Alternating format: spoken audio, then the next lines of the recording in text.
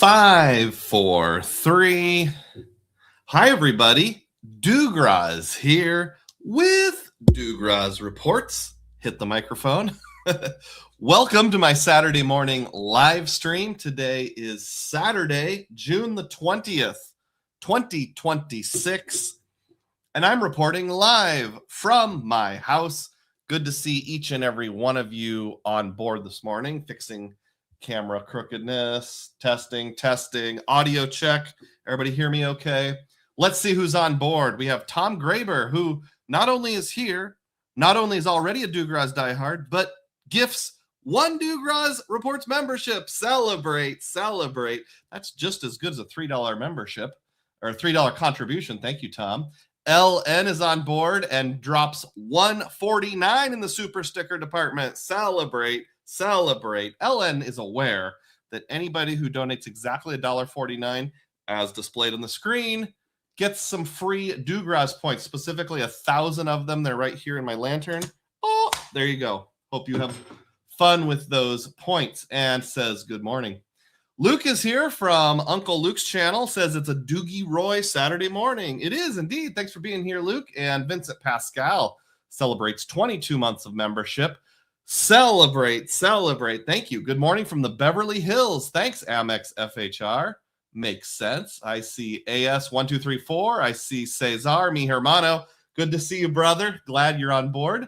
And I see Dad on a mission. Good morning, ladies and gents. Lil Roscoe. Hello, Dugroz. How you doing? And Jazz Fan 27 says, Buenos dias. Buenos dias to you, Jazz Fan. 33 people on board. So let's start the day off by clicking thumbs up. And when you do that, more people come in and watch. Let's see how quickly we can get over 50. But I'm not going to sit around and just wait. I'm going to do some Dugroz data points. This is anything that I think is interesting in the world of cashback, points, miles, etc. Kind of going around the horn in the whole rewards space that we live in. So number one is a reminder from friend of the channel, Ron B. Dugroz data point, the end of the quarter is coming soon. Make sure to use those quarterly credits like the $50 credit on the Hilton Surpass. Yep, so you've got 10 days to take care of that. I have a Hilton Surpass, and actually my thought process is that for Father's Day, which is tomorrow, we'll go eat at a Hilton somewhere here in my local area, a Hilton restaurant, and use up the $50 credit that way. That seems like a perfectly cromulent way to use it. I also think of like FHR. I think the FHR credit is per semester. So if you know of any other quarterly or halfway through the year type things, I think the Chase Sapphire Reserves StubHub credit is twice a year and resets at the end of June. Can someone give me a confirm on that? Any others you think of, benefits that end on June 30th, by all means, speak up. Let us know. Everson is here. Good morning, Doug and everyone. Good to see you this morning. And Travel Fan 11 is, good morning, Dugroz. Look forward to hearing about Boston. Hey, thanks for the lead-in, Travel Fan, and for being a diehard. Theme of the day today is Destination Boston. So if you've been around the channel any length of time, you know this summer I've been like, well, we're trying to go to Boston. Might work, might not work. What happened with all of that? And what am I redeeming? That's what we'll find out. Stay tuned towards the second half of this morning's live stream. We usually run around, an hour and a half on the short end, 3 hours on the long end, but probably around 2 hours and 15 minutes is most common. I try to wrap it up around noon Central Time, which would be right at 2.5 hours. Texas Dog says, howdy, y'all. Good to see you, Texas Dog, speaking of Central Time Zone. And Samuel Benton is on board, member for 16 months. Celebrate. Thanks for being a dedicated member. It's been a while since I caught one live. Yeah, I haven't seen you in a bit live, so thanks for hopping on board. Here's DEM, good morning. And here's David William, good morning to you too. And DEM says, greetings from New York City. Staying at a Hafha property in New York City. Okay, I'm going to have to guess what that means. Hilton annual free happiness. Hyatt always funky hut. It's one of those. If you could fill me in, I'd appreciate it. That would be great. 44 people on board. We're getting close. Oh, I was a little off. Home away from home. That's a Chase thing, right? That's one of their kind of weirdnesses. Or is that Citi? It's one of those. All right. See, I don't know a lot of the more fancy pants travel stuff. I'm more of a meat and potatoes kind of guy. Next up on the Dugroz data points here. So the categories have been released from Chase. This would be the Chase Freedom grandfathered card, as well as the Chase Freedom Flex. This was mentioned last week, but it actually appeared on my Chase app. Gas stations, public transit, EV charging, select live entertainment, and the United Way. Obviously, gas stations is the most appealing, especially if you're engaging in any kind of strategery. DEM lets me know home away from home is a built thing. I'm sorry, not an Amex thing, not a Chase thing. Jason Anderson is here and aware of that also. How you doing? Thank you, Jason. I really appreciate it. Moving on a little more, here's a personal data point, kind of a fun story. So I had to contact Amex via chat on one of my wife's accounts recently. This was something really minor. She had like 72 cents in credit on a card she never uses, and I just want it to be moved to a different card. But at the end of the chat, the representative said, since you're a valuable card member, I see that you have a promotional offer on your account. Would you like me to share the details of that offer with you and see if that suits you? And I said, okay, thanks. Sure, I'll hear it. Like, this is going to be good. They're going to offer me 300,000 points on a platinum or something like that. Instead, the actual offer was you can add a new card member to share your benefits, basically a authorized user card for no fee. And that's it. There was no points attached. Just you can add an authorized user or an employee, since it was a business card. And I was like, any offers that earn me points? And she said, nope, sorry, just this one. Like, I'll pass, but thanks. Especially since it's literally something I can do myself at any time by clicking a few buttons. That was kind of funny. Next Dugroz data point here. Take a look here. I'll just look at COT car, not Dollar General.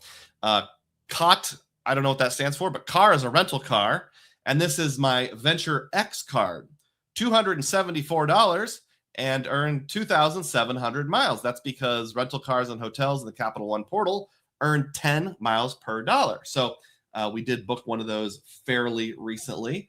And the reason why is because my wife and one of my sons is actually in Charlotte, North Carolina right now. Well, they're in Greenville or Greenboro, one of those, North Carolina, but they flew into Charlotte and drove about an hour and a half to get there with a rental car. It was through Dollar, booked through the Capital One portal, and it actually ended up being the best price of all of them, or at least really, really close to the best price. I think technically the best price was like Priceline or something, was like $4 less. But I'm like, for only an extra $4, I'd rather earn 10 Capital One points. So just thought I'd point that out. It's kind of cool. I don't use it very often. This wasn't like my travel credit or anything special. It was just a plain old paid booking, because this is not part of what I consider to be vacation. It's not like something I use my valuable cash back travel savings account for. This is a family thing. My son is competing in the World Ninja Championship. And ninja's not like hi-ya, karate. It's like American Ninja Warrior type stuff. And he actually placed third in 2 different events. This is my son here on the 3rd place podium. Here's a picture of the medals my wife sent me. The 3rd place in the tech category. I don't know what that means. And 3rd place in stage 1, which I'm sure has something to do with something. So congratulations to Dugroz Jr. On getting 3rd place in 2 different things at the World Ninja Championships in North Carolina this weekend. They're actually still there. She's flying home late tonight, and I'll be picking her up at the airport. So I'm a temporary bachelor this weekend. Let's pause there and catch up on some comments here, see what we got going on. I already talked about that. Gentleman Explorer is here and gifts 5 Dugroz Reports memberships. Celebrate. Whoa, that's very generous. That's just as good as a $15 super chat. I really appreciate that. I'll get to different ways to support my channel in just a few moments, but I will throw one out. There is a link at the top of the description box. It's a URL to the online tip jar. It's called Top Tip Jar. And that's if you want to support me outside of YouTube, either because you want it to be anonymous or because you want it to be something with lower fees. They only take like a 2 or 3% fee, whereas YouTube takes like a 30% fee. And actually, now that I'm looking at the, well, let me come back to that because I also see Gentleman Explorer made a comment. Good morning from the home of the NBA champions. Ah, the New York Knicks. You must be a New Yorker out there exploring as a gentleman. I don't remember if I celebrated or not, so here we go. Celebrate, celebrate. Thank you for your patronage and the 5 memberships, Gentleman Explorer. Looking over at the tip jar, Spoon has dropped a tip for $86 and says in the comments, Austin, Massachusetts. I don't know if maybe I accidentally had a typo somewhere. We're talking about Boston, B-O-S-T-O-N. The comment says Austin, A-U-S-T-I-N. I'm sure there's some significance to the $86. I'm not exactly sure what it is. But thank you so much, Spoon. Wow, $86. Celebrate, celebrate. That goes directly to supporting the channel. And I sure appreciate that. Rem GB is here and says, good morning, Dugroz. I'm just checking in, keeping the YouTube algorithm happy. Click the like button, everyone. There's only 18 likes, but there's 40 or more people on board. That's right. Click thumbs up. It's not very hard. Let me demonstrate with my calculator. Just pretend this is a phone. You click the button that looks like a thumbs up. It's not very hard to do. COT says it stands for Capital One Travel. Well, that makes a lot of sense. I said cot car, and let's see. Here's a picture of it right there. Cot car. Yes, thank you, Samuel Benton. I appreciate the clarification. Vincent wants to know how home away from home is. I have no idea. Bryjack Max says, nice work, Dugroz Jr. Thank you. DEM says, great, Vincent Pascal. It's comparable to FHR with better pricing. That's a reference to home away from home and service through Virtuoso. DEM says, Gentleman Explorer here as well. Enjoy. Oh, you're in the same place? That's interesting. Cool coincidence. It's a small world after all. The world of Dugroz fans. Brought to you by Dugroz Reports. We need to talk about something here, folks. We need to talk about Capital One offers. Here's an example listed on the Frequent Miler page. Hat tip to them. Just some offers they're pointing out, like 1,000 miles back on $20 to eBay, Best Buy, Lowe's, etc., etc. Some pretty good offers there. I have had lots of good offers year to date. This one is an example. 15x back at CVS. I think you can go up to a maximum of 2,000 miles if you want to max that out. But I've been having some problems recently. So normally these post after only maybe about 6 to 10 business days. There was a purchase at Best Buy that was something you could max out. I think it was 5x back up to $100 of spending. And so far, I've only earned the base 2x on that.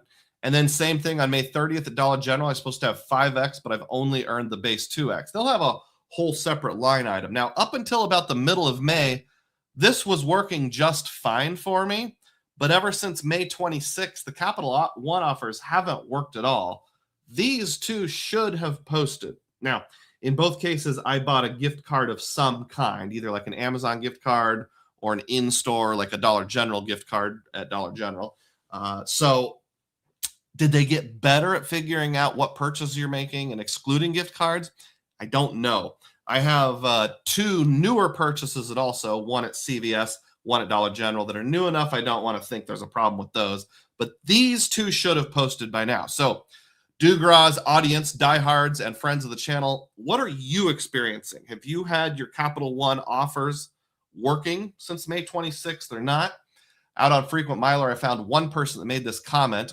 I am going to be much more weary of using Capital One offers because all my in-store purchases at CVS, 15x and 25x, didn't show up. And my last online offer redemption also is not showing up. This was posted by Alice just a day ago. What say all of you? Catching up on comments here. Yuri G says hi. And nice. LN says, data point, I successfully redeemed $10 in PayPal rewards this week for an Amazon gift card via Honey. Not my first choice, but good enough that I'll likely keep using my PayPal debit card after August 1st. And if you're not sure what LN is talking about, the ability to redeem your PayPal rewards for straight up cash money, y'all, is going away on August 1st. You can still redeem it for Amazon credit. I've heard straight on Amazon.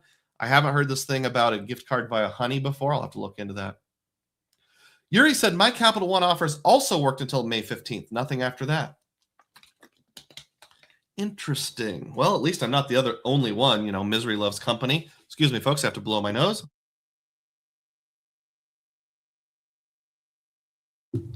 Sorry for the brief delay. AS1234 says, I've been having trouble with Capital One offers as well. Also, lots of recent ones haven't posted. Let me know, are you folks buying gift cards in store, online, or are you buying actual merchandise? Let's ask our resident Capital One expert, Miguel Newland, says DEM. Oh, is that the Mexican equivalent of Mike Newland? Hold on just a second.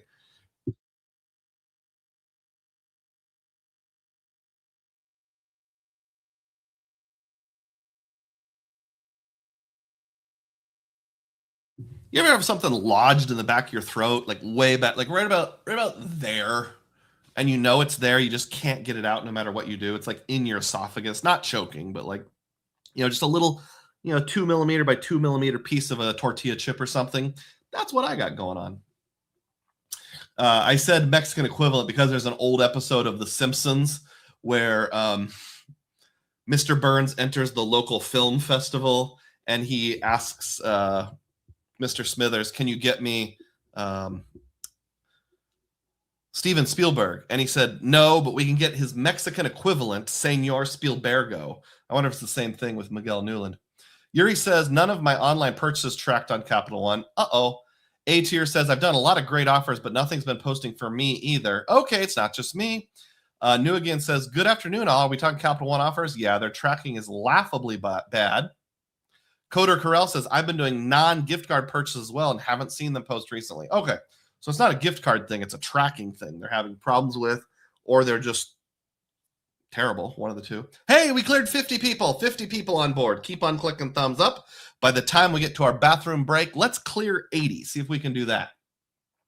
Next, Dugroz. Data point here.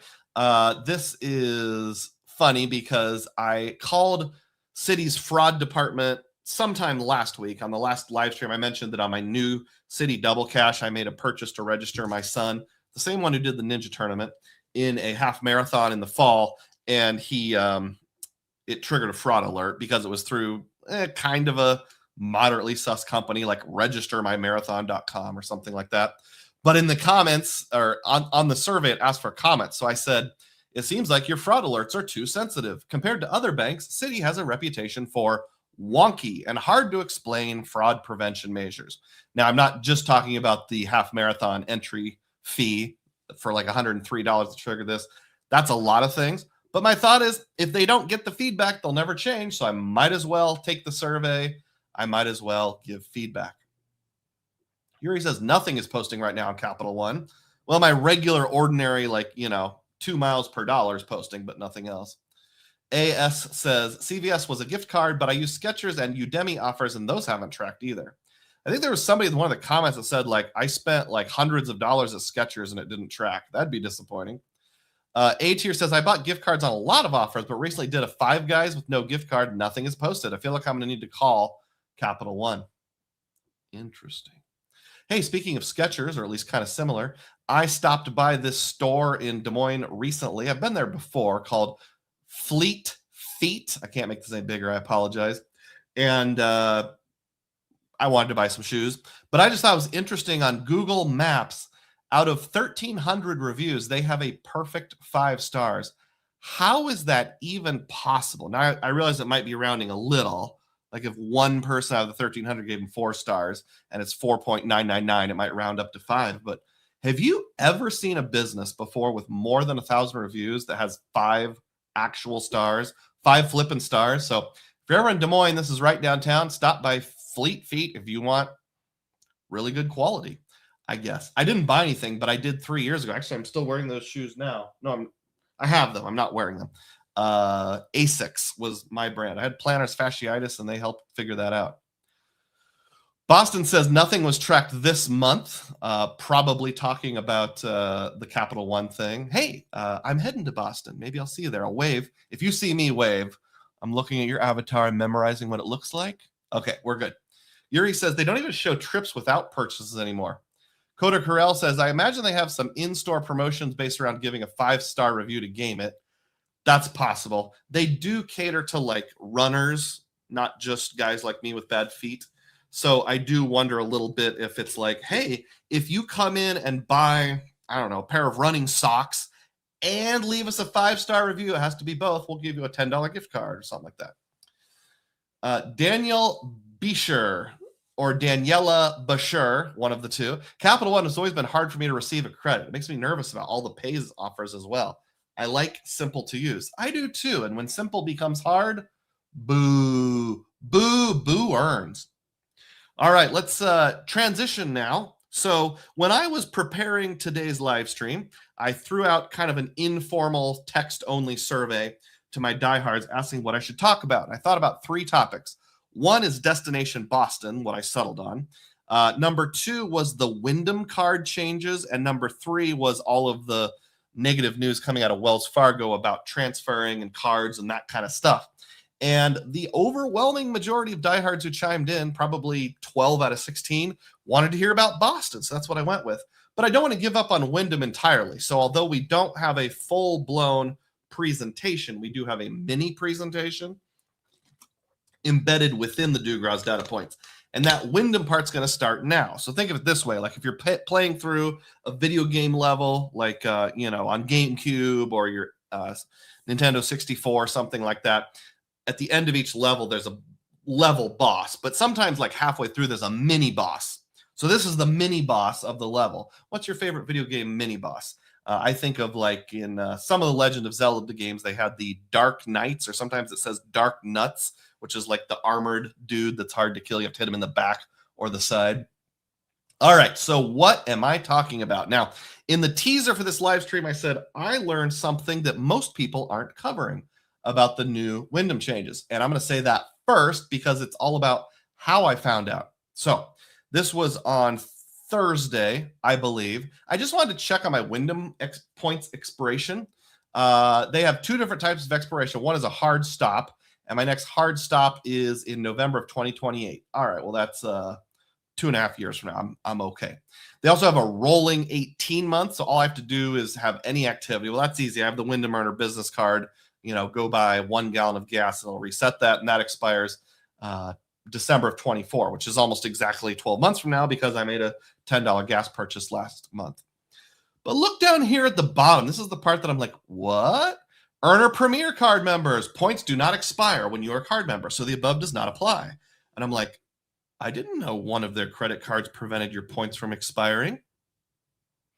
Did I know they had a card called the Premier card? I don't think I did. I was like in traffic at a really long red light. So I was looking at my phone. I'm like, well, I can't figure this out right now. But when I got home, I did some searching. And sure enough, there have been some changes to Wyndham. I was almost a full 24 hours behind schedule. So that's my kind of unique take, is that if you get the new Wyndham credit card, the Earner Premier card, your Wyndham points will never expire. Well, that's kind of a benefit. That's a benefit. So first stop on my search of information about all this Wyndham stuff is from Doctor of Credit.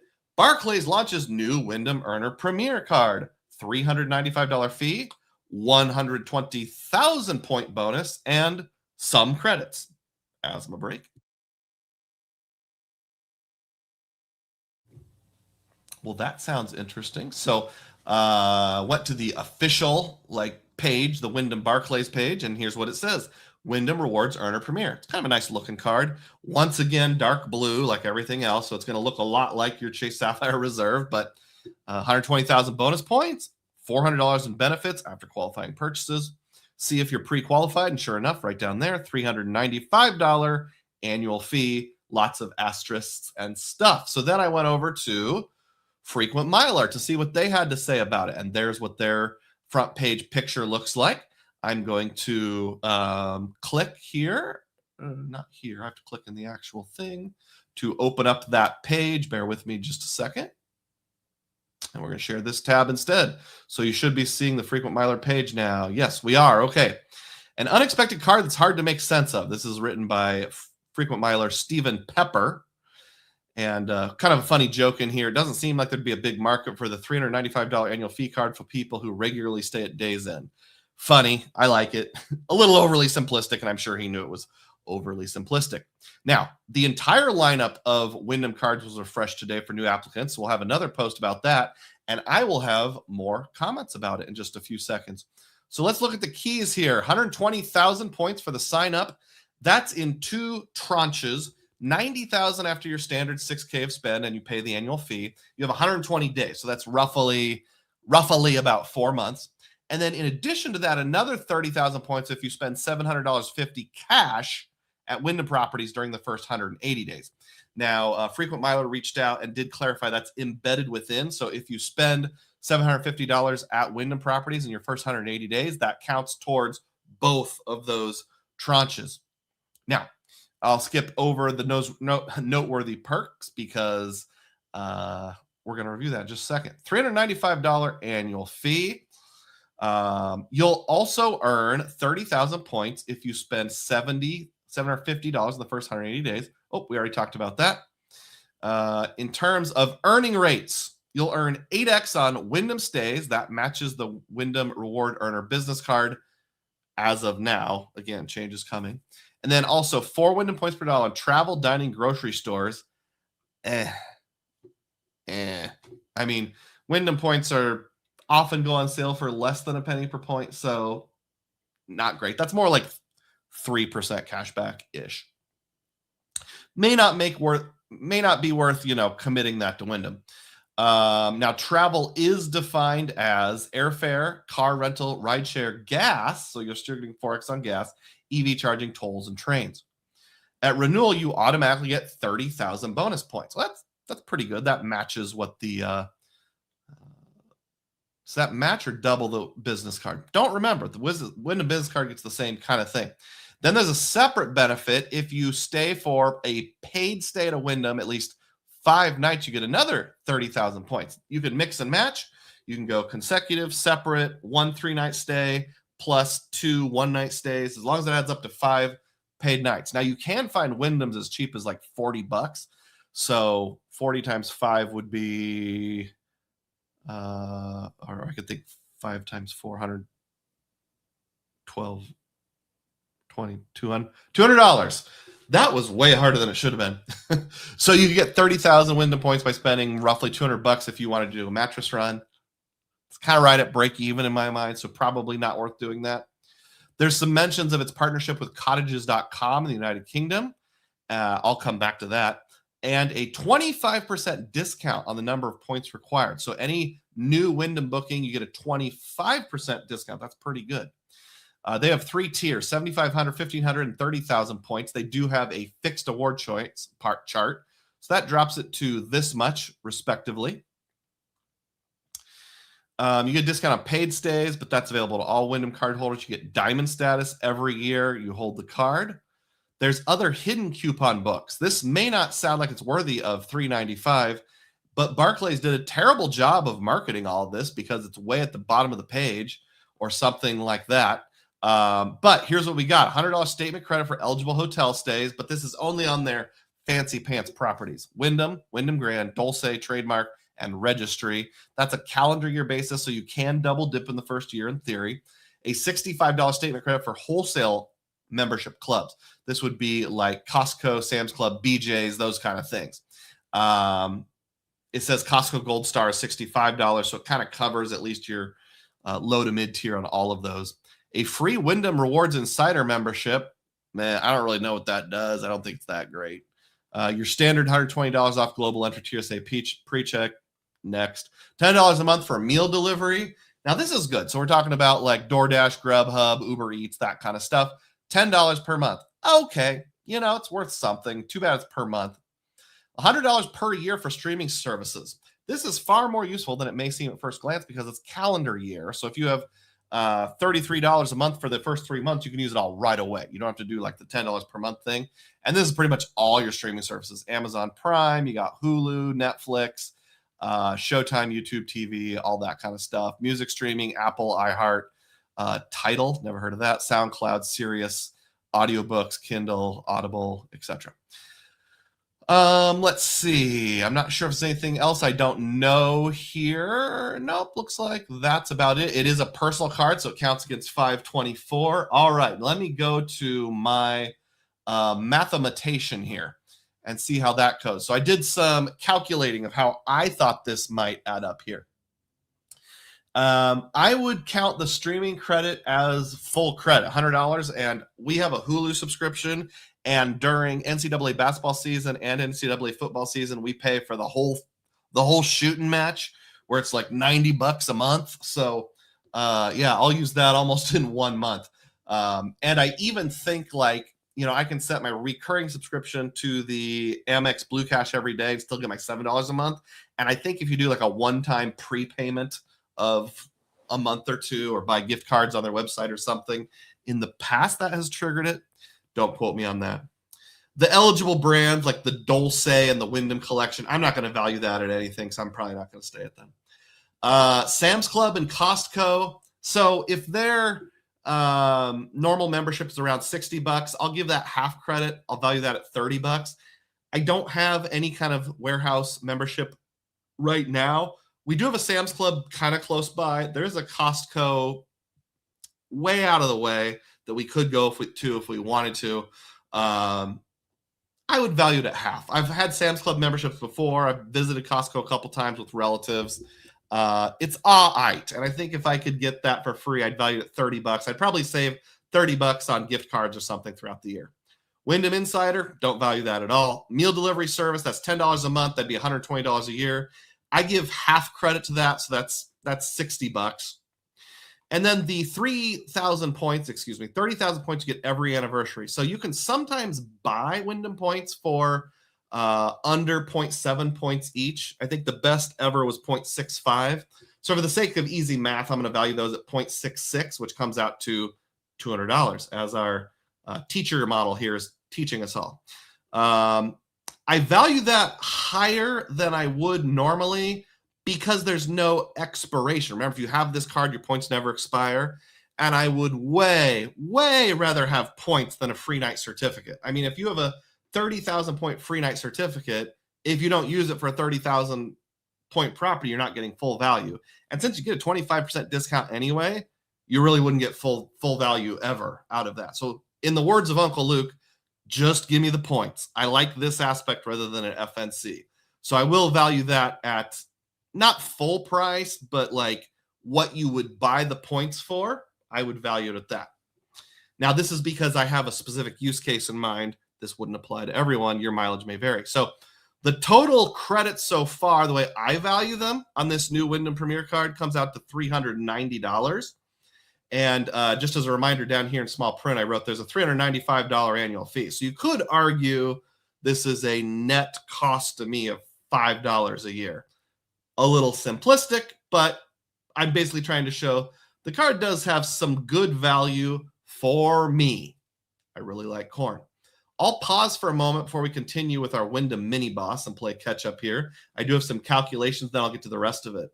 Oh boy, I fell way behind. We've got 69 people on board.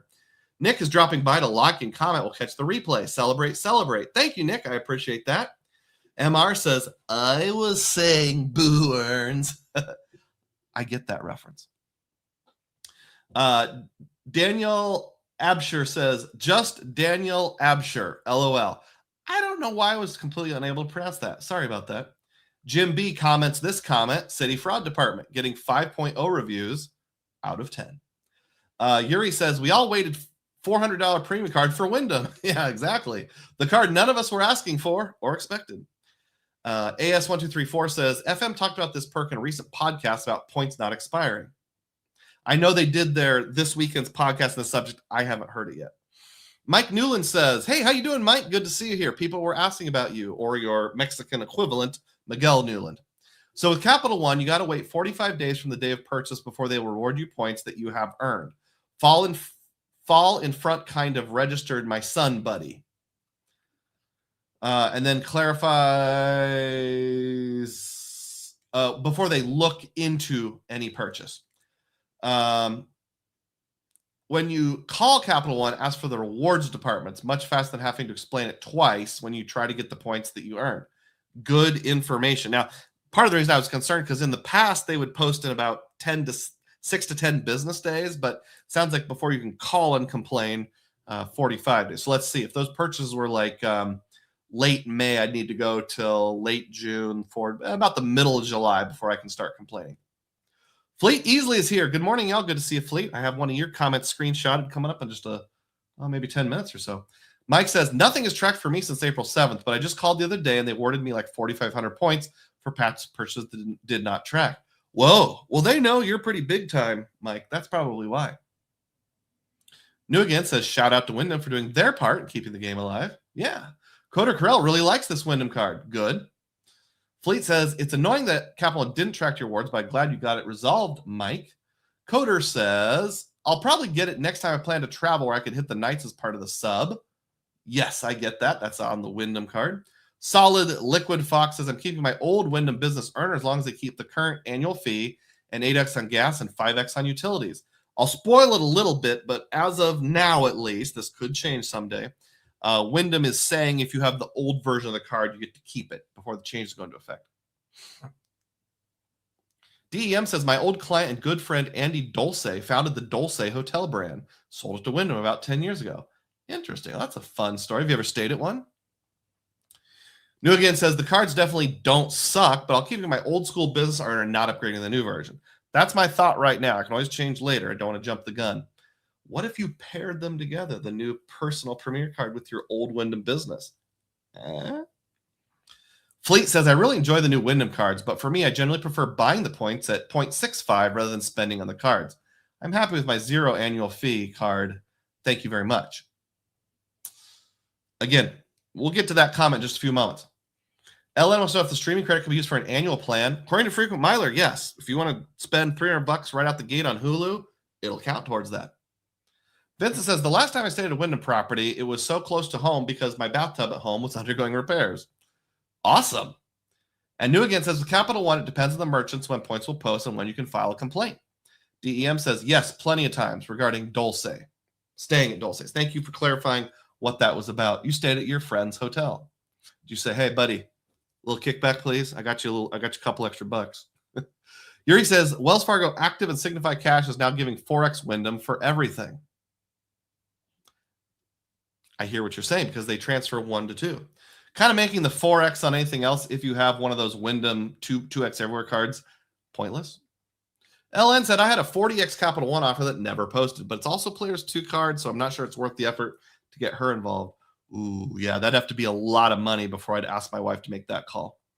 Coder Corral says the new Premier plus Wells Fargo Autograph Journey can print Knights. I agree with that. And Jesus Chris says, did Dugroz take part in any of the pay shenanigans? First of all, thanks for being here and feeding the algorithm. And I have not yet, but I am looking into it. All right, continuing on with our mini boss about Wyndham here. So the specific use case that I have in mind is twice. That's right, twice. I've gone to the United Kingdom, Wales or England. Well, in both cases, it was Wales. And stayed at a property called cottages.com. That is not part of Wyndham. It's not owned by Wyndham, but it's a third-party separate company that has an agreement with Wyndham where you can use Wyndham points. You have to call in. It's really easy to do to book properties. And it has been 15,000 points per bedroom per night. Let me give you some examples. So here's one that I stayed at in 2023 called the Lundy Lodge. It did have grass by the time I got there. I think this picture was taken under construction. We got the cash rate in British money, American money, and it had 2 bedrooms. So that, remember, it's per bedroom per night. And we stayed 4 nights. So I call that 8 units or 8 bedroom nights. Under the old dispensation in 2023, that cost 108,000 points. And with the cash price, that came out to 1.66. But if I pretended I was making this booking next year with the Premier card, but still using the exact same figures from last time, it's only 90,000 points. So I saved 18,000 points. Yeah, 18,000 points. And the cents per point jumps from 1.66 up to 1.99. So 99. I don't speak German. Well, I speak a little bit. So we're talking about 0.3-ish more points, little better than that. That's pretty good. Let's look at another example here. This is where we stayed last year in 2025 in Wales at a place called, in Welsh, something like Geshi Noe, but it looks like Jelly Nude. So we're just going to call it Jelly Nude. Here's the points in British money, American money, the rate. And this was 3-bedroom for 4 nights. So we had 12 units. Back then, it cost 162,000 points. And if you do the math, that's 1.72. Now, let's pretend I had the Premier and I'm booking this in the future. That is, instead of 162,000, it's only 135,000 points. We're talking almost 30,000 points saved. And the cents per point jumps up to 2.1. So again, somewhere around 0.3 cents per point better. And I was getting the 10% discount because I have the Wyndham Business Earner card. Now I'll be getting, in this hypothetical world, a 25% discount. Now let's compare the two with Jelly Nude's old 10% versus the new 25%. Old 162,000 points, new 135,000 points, difference 27,000 points. If I look at the rate that you can buy points at, sometimes pretty close to their best ever. Again, math works out really nicely if we just do 2/3 of a cent per point. 0.66, that comes out to $180 saved. So on top of having a $5 net annual fee, all of the disclaimers about opportunity cost, one redemption that I've actually literally made on 2 occasions could easily save $180. Now, I know this is very niche because not everybody travels to the United Kingdom. I am something of an Anglophile, and my wife is as well. So I think the odds of us returning are high. They're very high. There's a line in Star Wars Andor where it's like, I don't remember, what are the odds of us dying? And the robot says, they're high. They're very high. Something like that. I don't remember the exact wording. All right, I'll catch up on comments here. And then we have the rest of the Wyndham shenanigans going on. Sleepy Rod says, did you grab the Wells Fargo Attune before it was gone? I did not. I just couldn't. First of all, I didn't know it was gone until it was gone. There was a short window, and we'll have a Wells Fargo mini bus segment later where we talk about that, and I'll maybe ask me then if I forget. I'll come back to that. Coda Carell says, I highly recommend stopping up on USB cables and other small electronic things at Newegg while all the Pays stuff is available. Okay, well, that has earned you a screenshot, Coda Carell. That's pretty good advice. Save that in my documents folder. Vincent says, the Chase Sapphire Reserve plus Pays will get you 14 XUR on United flights. I did see that. I even looked into one. Almost used it. Decided not to. Coda Carell says, I'll never need another USB cable or thumb drive until they change the format to USB-Q, and then you're forced to. Yuri got the Attune last year. It's hit and miss.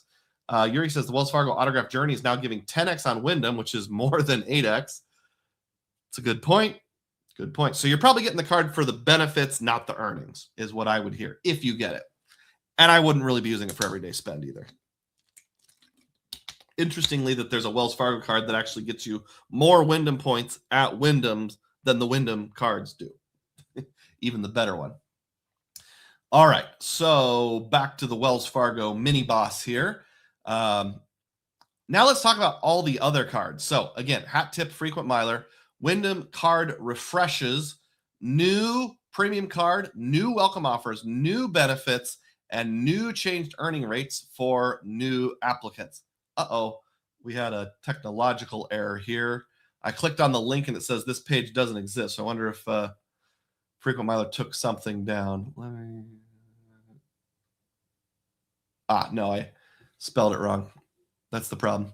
Okay, bear with me just a second, folks. I'm going to have to do a search within Frequent Miler. Wyndham. Live TV, folks. Live TV. Not that one, not that one. Not that one. Not that one. Not that one. Not that one. Ding. Here it is. Okay. Share this tab instead. Here we go. All right. Here's the actual website. So I'm going to read through some of this. We've got 3 cards that already exist in addition to the Premier. These are the 3 that already exist. The Earner Plus, and we know about the Earner Premier, but there's another one, which is the Wyndham Earner Business Card. That's the one that I have. And I'm not even really going to talk about the Earner. I'm just going to talk about the Earner Plus and the Business Card.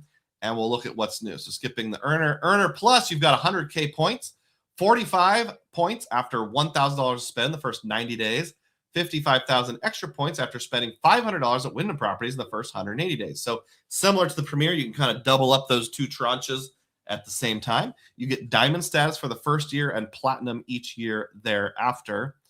And we'll scroll down here a little more. The Wyndham Earner Business, 100,000 point sign-up bonus. This is exactly the same. 45 on the regular spend, 55 after staying at some Wyndham Properties and spending $500. $149 annual fee. Now that's up from $95. Again, as of right now, Wyndham is saying if you have the old cards, you can keep the benefits or you can voluntarily change the new benefits and the new annual fee. We'll see how long that lasts. All right, we already talked about the Premier card. That's a whole different thing. Okay, let's get to the specifics here. We already mentioned no changes for existing card holders. Anyone who had an Earner Plus, or Earner Business card before June 17th will maintain the same annual fee, earning rates and benefits. There is a current display problem saying you'll notice that it lists a 20% discount, but it's really only 10 if you have an old card. That's a known error, and they are working on it. We talked about the annual fee increases. The Earner Plus is going from $75 to $95. The Business is going from $95 to $149. Earning rates, we're going to talk about that. The Earner Plus card used to earn 6x on Wyndham and still does, and gas, 4x for restaurants, and 1x everywhere else. The newly refreshed card earns 6x on Wyndham and still does. Also 4x on Wyndham Vacation Club, travel, dining, and grocery, which excludes Target, Walmart, like always. Travel purchases are defined as airfare, car rental, rideshare, gas, EV, tolls, trains, and whatever else the merchant category goes from. Note that gas, therefore, is going from 6x to 4x, and instead you're getting grocery and some other stuff. As Yuri pointed out, if you have a card that earns 2x at Wells Fargo, which would be either the Business Signify or the Direct Cash, whatever their personal card is called that earns 2x everywhere at Wells Fargo, because you transfer 1 to 2, it gets exactly the same. So it's kind of not exciting on the earning side at all. The Earner Business card used to earn and still does earn 8x on Wyndham and gas, 5x on marketing, advertising, and utilities, and 1x everywhere else. The new version will still earn 8x on Wyndham, 5x on vacation clubs, gas, EV, marketing, office supplies, and shipping. This could be a huge blow depending on what you use the card for. So gas is going from 8x down to 5x. Utilities is going away completely, just 1 Wyndham point per dollar, like water, heating, electricity, gas, even garbage codes as utilities in my city, that kind of stuff. Yeah, so don't use it for utilities anymore. That wouldn't make any sense. The gas, again, 5x. You can get a Wells Fargo autograph and get 3x on gas and then double it to 6x. So since I already have the autograph, there's really no point in ever using this card for earnings anymore. So the annual fee on the Plus, we're not going to worry about that. Let's skip ahead to the Earner. Annual fee going up by $54. That's worth for some people, not for others. The reason why is because you would be getting a discount of 20% instead of 10%. If you anticipate redeeming a lot of Wyndham points, that's an excellent enhancement. But if you're going to be getting the Premier Personal card anyway, that would be pointless because you have an even better discount of 25%. It does give you national car rental status. Meh. You have access to another $65 Costco, Sam's Club, or BJ's membership. If you have both, I would assume you could use it for 2 different memberships, like pay with your Premier card at Sam's Club, your Wyndham Earner Business at Costco. You also get a $50 statement credit each year for accounting software. That's probably like QuickBooks. That probably doesn't count like TurboTax and that kind of stuff. But if anybody else has used anything like that for other accounting software, let me know. So as I think it through, like as I'm seeing this, I don't see any reason why keeping both the old Wyndham card and the new Premier card would be worth doing. As long as you have a Wells Fargo card that earns 3x on gas and 2x everywhere else, it really It doesn't make a lot of sense to me. Historically, I've used my Wyndham Earner business card for a lot of strategery at gas stations, getting 8 points per dollar. Now I can just use my autograph card, and actually I won't beat the old rate, but I would beat the new rate. Now, in my case, since I have the old card, just don't change it. You can still keep the 8X. But for anyone new, what I mean is I wouldn't see. I actually said that wrong. See, I'm thinking this through right now, folks. I can't see any reason to get the new Wyndham Business Earner card and the new Premier card at the same time. There, I said it correctly. If you have the old Wyndham Business Earner card, and you want to keep the 8X on gas, and you do a lot of gas buying and or strategery, that might be worth doing. I am kind of excited about the new Premier card. Now, there is one other thing worth sharing here.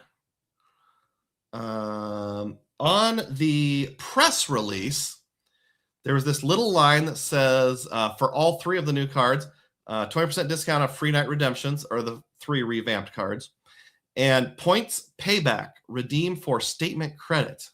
What does that mean? That sounds a lot like boom, pay yourself back to me.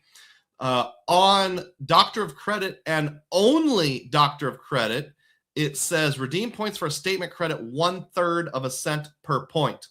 And I looked at the press release, I looked at the Barclays site, I looked at the Wyndham site, and couldn't find anything confirming that 1/3 of a cent per point. So I put a comment just this morning on Dr. Credit. What's the source for points payback being worth 1/3 of a cent per point? I can't find a confirmation anywhere, not even a press release. So I would leave the door open. We'll see what happens. If that points payback ends up being more than 1/3 of a cent per point, it could be exciting. If it's 1 cent per point, then it could be really exciting, because I love ways to kind of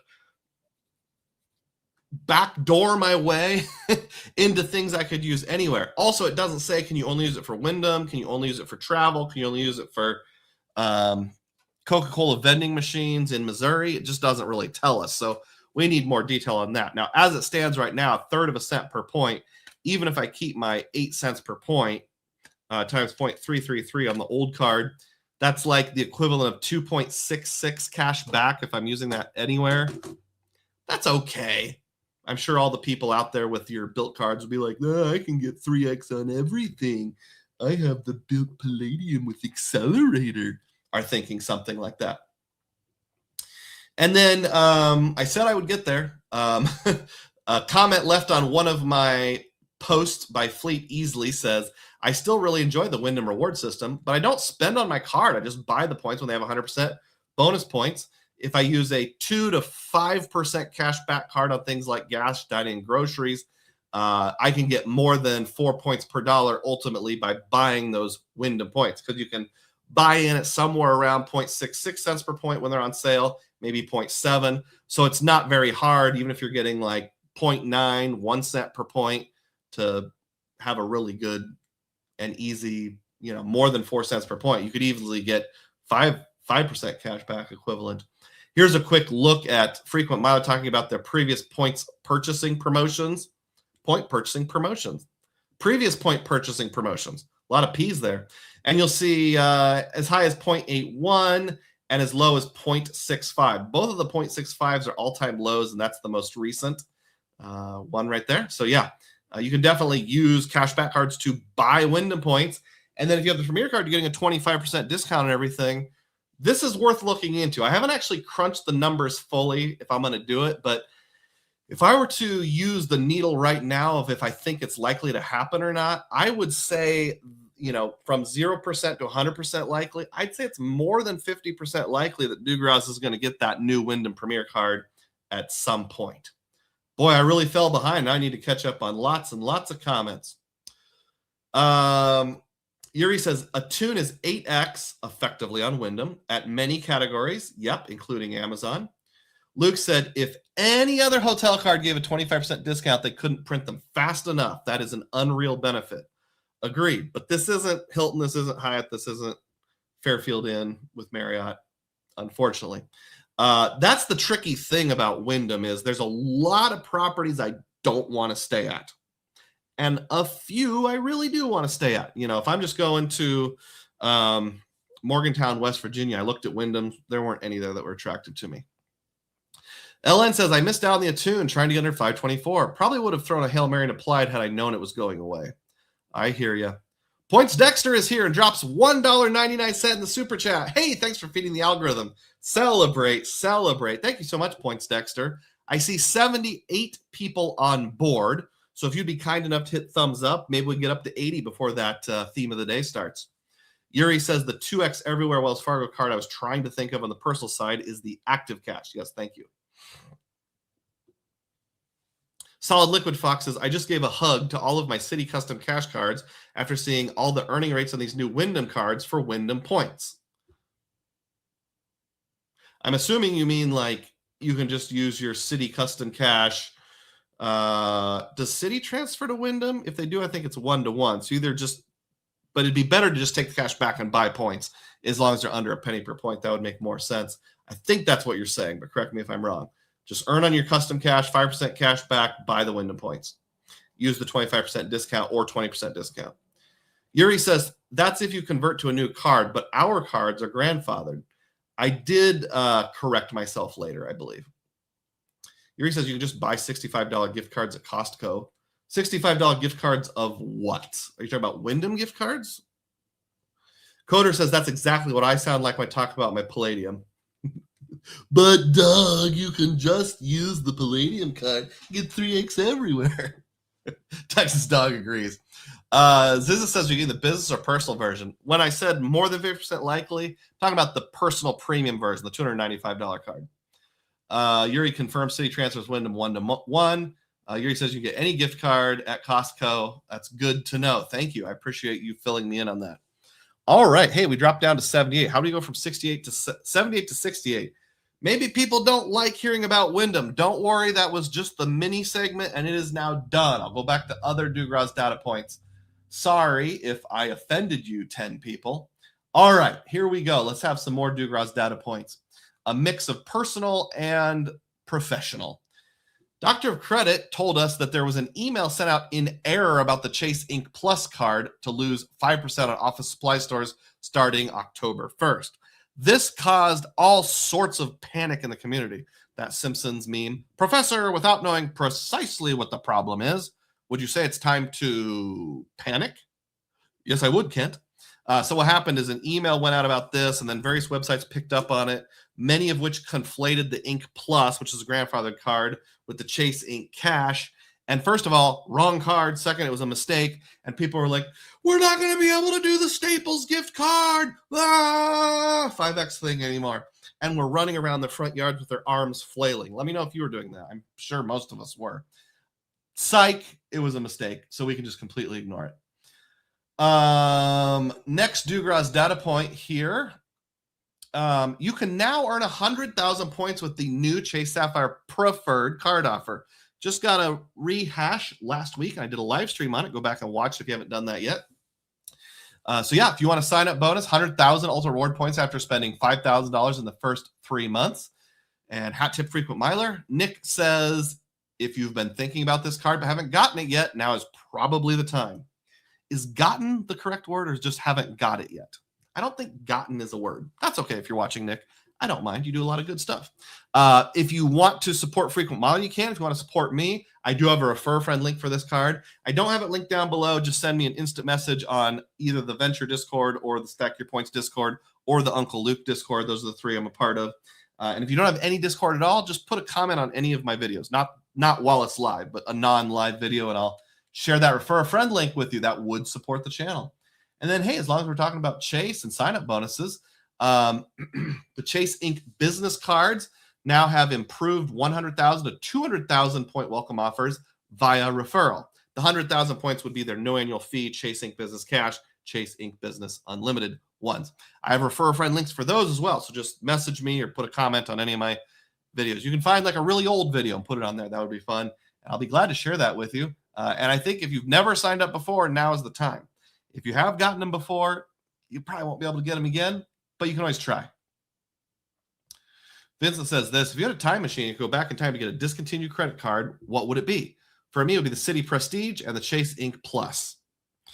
I'll be honest with you, I don't know exactly what the Chase Ink Plus does and how it's different than the Chase Ink Cash. That sounds appealing. Definitely the number one on the list would be the City Prestige. Man, the way that gets 5x on dining all the time, not just city nights, that's pretty appealing. Also, don't they have like a hotel benefit you can use twice a year, 300 off 500 or something like that? Something pretty juicy, if I remember correctly. That reminds me, I don't think I actually saved it over here, but I should have it saved in my Apple Photos. No, I do have it later on. Never mind. I was going to say something about city nights. That's later in the program, folks. Yuri says, I converted the Ink Plus to an Ink Cash. This was a mistake, but now I have 6 CICs, which is enough. Whoa, I would think so. At some point, I had 4 Ink Pluses. Solid Liquid Fox says, I have the Ink Plus. Its greatest power is not needing the CSR or CSP for transfers. People dunked on Prestige after it was nerfed. Now people just want it because it's gone. Custom Cash has free 5x food. Custom Cash? I'm assuming you meant the City Premier, probably. Or Prestige. Yuri says, Sears is the best discontinued card. Key says, I have live footage of folks screaming in panic about the Chase Ink Cash. Good, share it. Sleepy Rod. Oh, Sleepy Rod says 100K is the new 75K for your points if you care about Hyatt. That's a good point. Vincent Pascal says the Ink Plus is basically the Chase Ink Cash, but also the ability to transfer to partners and no foreign transaction fee. You get 5x at office supply stores, 2x at hotels at gas. Foreign transaction fee probably doesn't matter. I'm not buying a lot of office supplies in the United Kingdom or in France, but the ability to transfer to partners could be nice if you want to kind of give up on using the Sapphire Preferred or the Sapphire Reserve. Filmo is here celebrating 31 months of membership. I'm glad to see we overcame that whole you became a new member 3 months ago thing. Greetings, fellow credit card dorks. Celebrate. Thank you, fellow credit card dork. Filmo, I really appreciate it. Key likes it. And New Again says, yeah, this nerfed Prestige isn't all that. City Prestige has 4th night free on any hotel in the travel portal twice a year. $250 travel credits can be used on anything, tolls, flights, taxis, 5x dining, 5x airfare, 2x cruises, hotels, and 10x in the city portal. Wow, that is overpowered. I'm surprised they haven't gotten rid of it yet. Wasn't there like an email or a rumor that went out that said like in 2027 they're going to forcibly convert everyone? I think that ended up being a rumor. Don't quote me on that. LN agrees on the former Sears card, now Thank You MasterCard, probably the most used card in my wallet. Is that the one that's super useful because they give just insanely good spend offers? Like I heard Tim from Frequent Miler talk about this once, like, yeah, we'll give you $200 cash back if you spend at least $1,000 on grocery stores. And oh, by the way, we'll also give you $200 cash back if you spend $3,000 total on anything. And you can stack them together. So like, he spent $3,000 and got $500 cash back or something along those lines. Is that the card I'm thinking of? New Again says the Venturex is better than the City Prestige, though. Ooh, those are probably fighting words for people like Rewards Master. You in here, Rewards Master? Which one has more super valuable points? Solid Liquid Fox says custom cash 5x on food, if that's your spend category. A lot of folks just overestimate how much eating they do out in a month. Also, when the Prestige was nerfed, people did not find 5x thank you points appealing. Weird that now they do. I think because City Nights like is only able to use 2 nights a week, it's on our mind a lot more often. What was I going to say? People overestimate how much eating out they do in a month. That's true. When I first got my PayPal MasterCard debit card, I decided to use that for dining. And part of the reason was to hold myself accountable. So what I do is I actually auto transfer $500 from my family budget checking account over to PayPal every first of the month. And then when it hits 0, no more dining out. And obviously I might make an exception with my family and stuff, but it keeps me from overspending. Some months I come in under and it's only like $400. Some months I go a little over, and then I can roll over the under months for the over months. But yeah, it does really keep you accountable. You can eat out more than you thought, especially like now when my wife's out of town. My one son who's still here and I went out to eat at Perkins last night and wouldn't have done that normally. DEM says I only pay $175 a year for my card with an authorized user, the Prestige. Yeah, if you're like a City super duper platinum customer, you get that better rate. So way to rub it in our faces, DEM. I'm kidding. Yuri says Prestige previously had fourth night free unlimited via concierge direct with hotel. Yeah, I heard people abuse the snot out of that. Vincent said Greg the Frequent Miner lost his Prestige and the city shut down. Oh, yeah, I heard about that. He must have been heartbroken about that. Dem confirms Yuri. Jim B. comment says, my former Sears card gave good promos up till March. Since then, it's just quietly earning 5x on gas. And the Sears card actually earns thank you points, right? Okay, I didn't know it earned 5x on gas. That's good, too. New Again says, VentureX has a fourth night free benefit every day. It does? Either I never knew that or I forgot about that. I'm going to take a screenshot here with a confused look on my face. I'll look into that in the future. Yuri says, actually, Prestige, my dead last in earnings card in the City ecosystem. Oh, yeah, I wouldn't keep it just for earnings. Keep it for a lot of other stuff. DEM earned 391,000 thank you points the Prestige card alone last year. All right, who wants to do the math of how much DEM dines out? Point Sector says, yes, Doug, that's the card. The old Sears card, they give crazy offers. Good, glad to know it. Now, I've heard some people say that you can product change to that still, or am I getting that mixed up with something else? Like the people who came over from Barclays with the American Airlines Aviator, was it Silver? And now it's an Aviator Globe card. If you want a product change, a few people had that choice.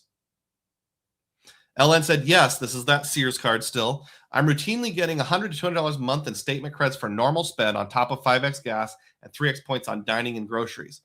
Man, if that's the case, I should product change one of my custom caches into it. Mike Newland said, it's hard to create content on a card whose biggest benefit these days is reminding people it used to be great. Maybe that's why I don't hear as much about it. Vincent says, B of A Better Balance is another discontinued card where cardholders were paid $30 per quarter for making at least one on-time payment every month. Yeah, I remember Matt Clausen talked about that once in like one of his podcasts about cards I wish I could go back in time and pick up or resurrect. Yuri says, yes, I was using fourth night benefit with concierge for business travel. It was great. DEM says it's not worth creating content and discontinued card. Mike, I think that's what Mike was saying, I believe. Mike Newland said the Prestige card is basically a museum exhibit. Interesting history, but nobody's planning their future around it. I did a video once about 3 cards that no longer exist.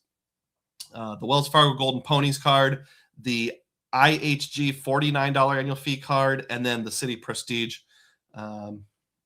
It was middle of the road. It wasn't my most popular video, not my least popular, just kind of somewhere in the middle. It was all right. Yuri pays $350 for the Prestige, $175 for the employees, authorized users. And Yuri says, no, you can't product change to Sears anymore. It must be something. And that was probably the AT&T card I was thinking of. Is the AT&T card a no-brainer? City told me in May that the former Sears card cannot product change to other cards, retail services side, but I can combine thank you points. Yuri's getting around $60,000 per month on the thank you points on the Sears card. I guess the moral of the story is never give up a grandfathered card. I'll keep my Golden Ponies forever. Yuri says to Sleepy Rod, AT&T Access More is a no-brainer, but it's not available. Is that the one you can product change to? 80 people on board. Good information. We're community sourcing info here. Thank you to everyone who is participating.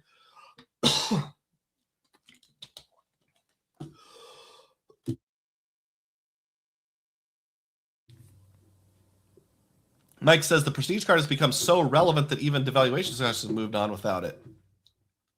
LS is only downside the points expire for 3 years if you don't redeem them. Okay, well, I could deal with that.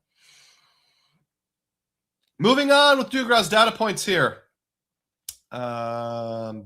Big eyes. Okay, so you'll remember in my Apporama 3 weeks ago, I applied for 3 or 4 or more different credit cards. And one of the ones that I got after like a delay in review was the Hawaiian Airlines World Elite Business MasterCard. It says Bank of Hawaii on it. And I now have it. The card has arrived. Here it is in all of its glory. It's a MasterCard. I know I'm only at 320p. This is going to be hard to see. But it says Bank of Hawaii up here in the corner, which makes no sense because on the back it says it's issued by Barclays. But whatever. Maybe that's somehow they keep their agreement because they put Bank of Hawaii on there, and state of Hawaii will sue Atmos if they try to take it away or something. So I now have it, whatever that's worth. And what I have to do is spend $4,000. I'll get 50,000 Atmos points. New roof, new deck, new garage door opener, buying a third car so my boys have something to drive. I'll make that spending no problem. Yuri says you cannot product change to AT&T AM. You can product change to an AT&T PP. I don't know what PP stands for in this particular abbreviation. Filmo says, say Golden Ponies, and Filmo tears up a little. Run free. Valiant Steeds, you are free now. That's true. It's true. They are free now. You want me to break it out, show you a picture? Okay. Since you asked so nicely, here we go. Looking in my wallet, oh, many cards. Turn in the wallet of credit cards to page 48. Golden Ponies, Golden Ponies, Golden Ponies, Golden Ponies. I actually had it out just a few days ago. Where did I put it? I don't know where it is. Maybe I jumped the gun a little. Sorry. Just laying around here somewhere. My desk is pretty messy right now, folks. Here it is. It was under the soundboard. Unfortunately, they print all my numbers right in the front of it. But right there it is. This is after asking them for the custom artwork. All right, let's keep going. Sleepy Rod says Venture X has fourth night free on its premium hotel brands, but not on regular hotels. That's why I wasn't familiar with it. So spend $6,000 for the first 3 nights, get fourth night free. Yeah, right. Vincent says the Hawaiian Airlines business card design is nicer in person than the website graphics suggest. The actual card is a sparkling silver. The website graphics are flat gray. I agree. It is nicer in person. It is a little bit sparkly. Too bad my camera is so bad you can't see it. Just trust me. Sparkly. You can kind of see the sheen a little bit. AT&T PP is points plus. Thank you. 76 people on board. Let's keep going here. I don't want to get too far into the weeds. So we're talking about my personal data points. Water bill. Now, obviously, that didn't originally say water bill. It had the name of my municipality I live in, and I don't want you to know the exact suburb of Des Moines I live in. But water bill got this letter this week. Starting July 1st, to help offset the rising cost of payment processing fees, name of city will implement a transaction fee for all credit and debit card payments. Effective July 1st, credit and debit cards will be 2.95% with a minimum of $2.95. Bum, bum, bum, bum. It used to be no fee at all, so this is a huge bummer. Now, I still net out 2% positive if I use my U.S. Bank Cash Plus card, which gives 5% cash back, but I'd rather walk away with 5% cash back than 2% cash back. So that is a huge bummer.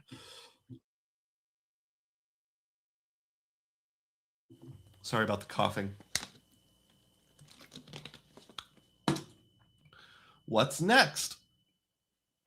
Membership rewards to Avianca Life Miles. I cut off part of this. Has a transfer bonus. Frequent Miler says Avianca once again is offering 15% transfer bonus when you convert Avianca Life Miles or American Express to Life Miles. This could make a great stack with Life Miles Plus. This is offered on the Life Miles side rather than the Amex side, so you won't see this transfer bonus in your Amex login. Rather, you'll receive the bonus later from Life Miles. It says right here, 15% more. Offer valid until July 15th. Not something I need to use, but for you, maybe it'll be helpful. All right, it's time to celebrate some anniversaries. I haven't done this in a long time. Who has been a channel member for 12 months or more? Some of these people I may have already done more than once, but that's okay. I'd rather acknowledge too many people rather than not enough. 12-month anniversaries that are kind of recent, like within the last 5 months. Gold Homer, Source King, Samuel Benton, Ron Byrne, LN330, Out West Fath, Tim Thompson, Mike Newland, Noob Pants, TM Cowling, Ella Fencing, Matt Heron, Sally Beery, Nerd ACS, Mertz's Points and Miles, Penn's Neck, Two-Layer 73, Okie Wes,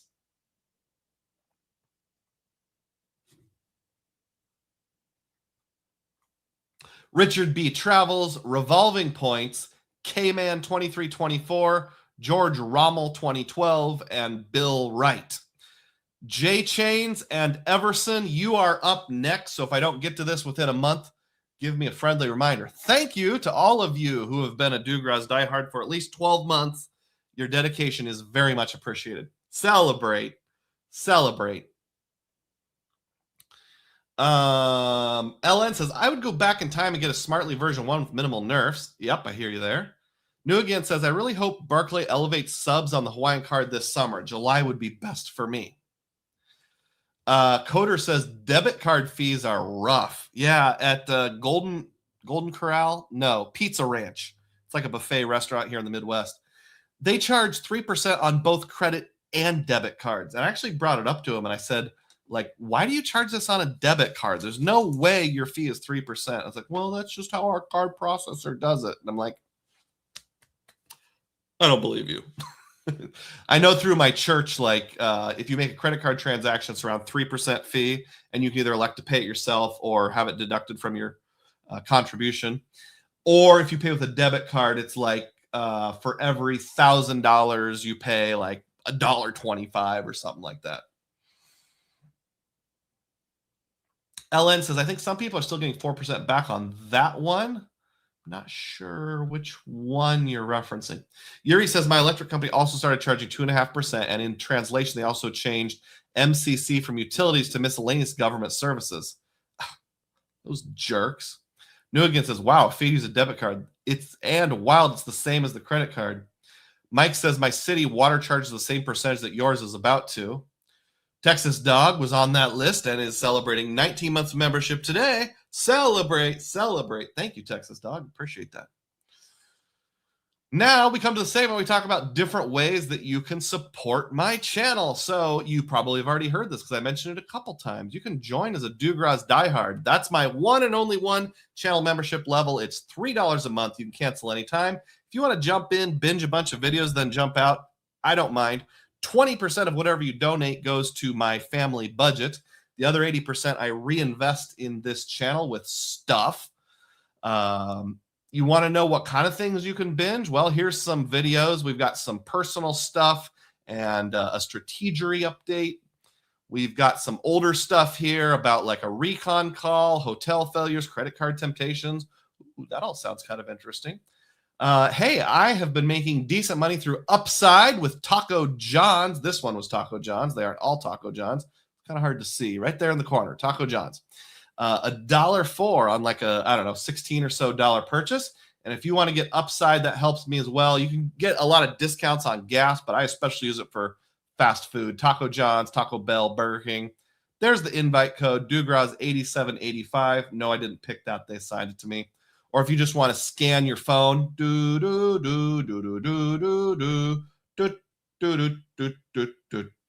I just saw today I was over $100 all time on Upside and just got a 30-cent referral credit from somebody who used my QR code. So thank you.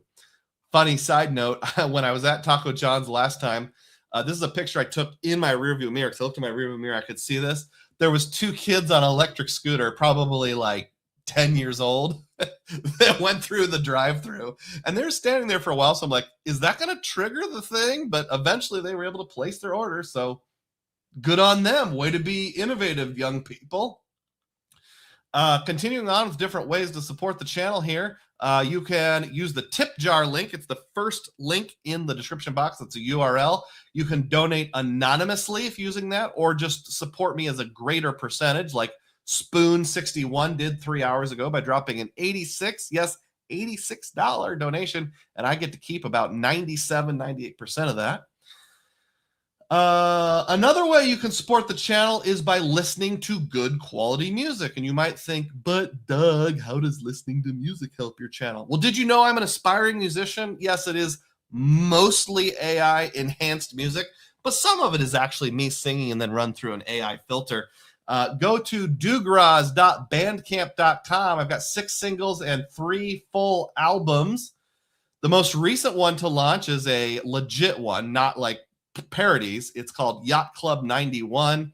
It is a little non-serious, but if you remember the 90s and like yacht rock, but you just can't find enough good instrumental music, you'll like this.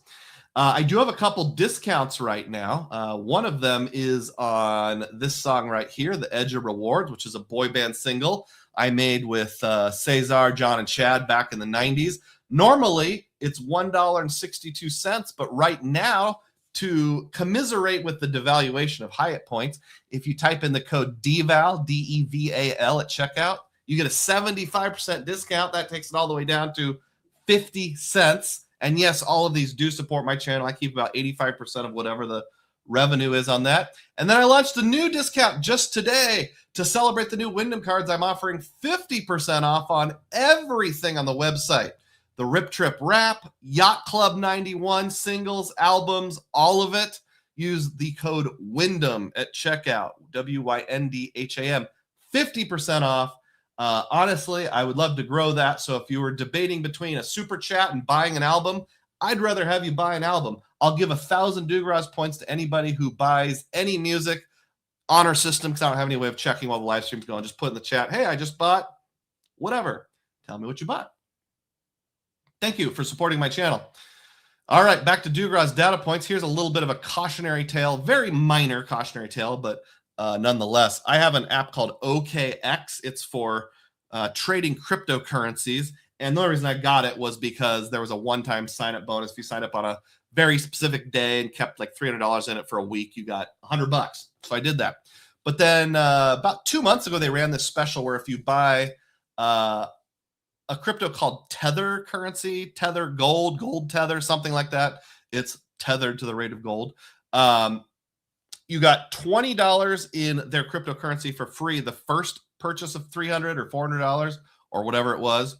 And then if you bought it 5 days in a row, you would get another $100. So I was buying the minimum amount every day, 5 days in a row. After the third day, I got a pop-up that said, the maximum number of people who took advantage of this offer has been reached. Sorry, no more offer for you. Well, this is the cautionary tale of read the fine print. I didn't get that $100. I only got the $20.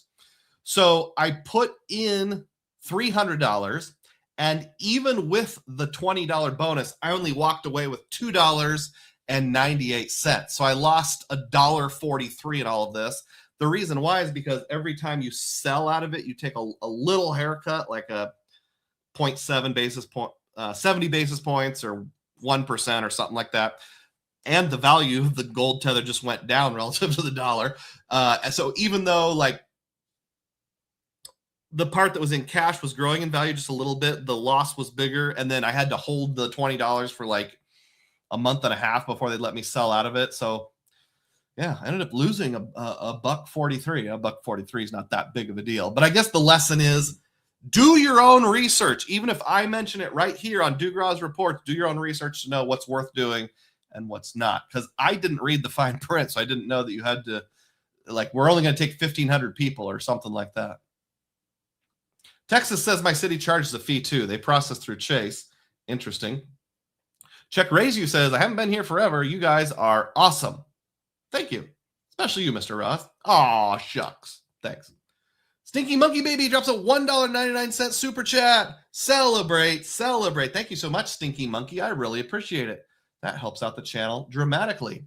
74 people on board. We're just kind of holding steady there in the 70s. Click the thumbs up button if you haven't yet done so. Drop a super chat if you want to help. Even a 99 center helps out. This is information I've shared like 3 out of the last 4 weeks, but I want to keep sharing it because I haven't done it yet. So this is a reminder to myself. Small business checking account with PNC ends the last day of this month, same as those quarterly credits, semesterly credits. You can earn 400 or 1,000. I won't say exactly what it requires on the 1,000. I'll say on the 400, you deposit $2,000, make at least 10 qualifying transactions, which can be like small debit card purchases. And I think you have to hold it for 3 statement cycles. Yes, right there, 3 statement cycles. So 3 months, invest $2,000, probably earn like 0.1%. So you have some opportunity costs, but $400, that should pay off. And then there's the bigger 1,000 one if you're Mr. Fancy Pants. But just as a standard disclaimer, this offer is only available if your business has an annual revenue of less than $5 million. So I'm not sure. I'm okay. Okay, don't worry, guys. It is under 5 million. All right, so we had the Wyndham mini boss. Now it is time for the Wells Fargo mini bus. So what came up with Wells Fargo? Well, there was some stuff this past week. One of them is shown here by Frequent Miler. Wells Fargo Attune card is no longer accepting new applicants. This was an article written in full by Tim with Frequent Miler on the 19th, but I think I first saw it on the 16th or something like that. They released it almost 2 years ago, and the card only lasted 2 years. This is the one that gives you 4%, which can, in theory, more on that, become 4 points per dollar on like miscellaneous categories like barbers and hair salons, pet stores, secondhand stores, that kind of stuff. All the weirdo categories. It just closed, just wham, no warning, no rumors, no nothing. Just went off their website middle of this past week. And looking at the comments on, I don't remember if this is Dr. Credit or Frequent Miler. Oh, definitely Frequent Miler. Somebody said it's still possible to get this card over the phone. The Wells system doesn't give you the option, but if you get through the automated system and a representative who knows what they're doing, they can put in an application for you. Well, Big Jeff, SBD, and Tim all said, I couldn't find a rep that would do it. Looking at some of the comments around the web, it seemed like for about 24 hours, if you called by phone, you could product change to it. But now, unfortunately, even that option has gone away. If any of you have product changed the Attune since Wednesday, please speak up and let me know. I'd love to have that data point. The other thing that happened with Wells Fargo was almost exactly a week ago, and I found out about it on the live stream as it was going. Look at my face. I'm like, I took a screenshot of it. It was new again. Said, Doug doesn't know about it. Oh, no. But whether it was new again or someone else mentioned, I think it was new again, hey, Wells Fargo is having some changes. You can no longer combine accounts. And I'm like, what? You can no longer combine accounts? Well, sure enough, I went to Dr. Credit and looked it up. Wells Fargo is making changes to credit cards. Rewards accounts no longer combine. Now, there is some important nuance with this. Fortunately, I do this as a service to all of you, of course. I get paper statements with all of my credit cards. So when there's interesting things, I can look at them and take pictures, and I'm more likely to notice it. So on both my Wells Fargo autograph as well as my Golden Ponies card, it had this notice. It said, effective immediately. We will no longer combine rewards accounts when you have multiple credit cards with the same rewards currency. Separate reward balances will be provided for each of your credit cards. So this one is kind of a nothing burger because other people have confirmed you can still move back and forth if it's your accounts. Let me just show you what that looks like in case you're not a Wells Fargo user. So got my 3 credit cards up here, autograph, Golden Ponies. Actually, this isn't a credit card. It's a personal line of credit I've had forever. There's no balance on it, just to keep it on my credit report. Although they said next year they're going to start charging $50 a year, which I don't like that. Here's my Wells Fargo business rewards, which is where my Signify earnings go. And here's my regular old Wells Fargo rewards. So I used to have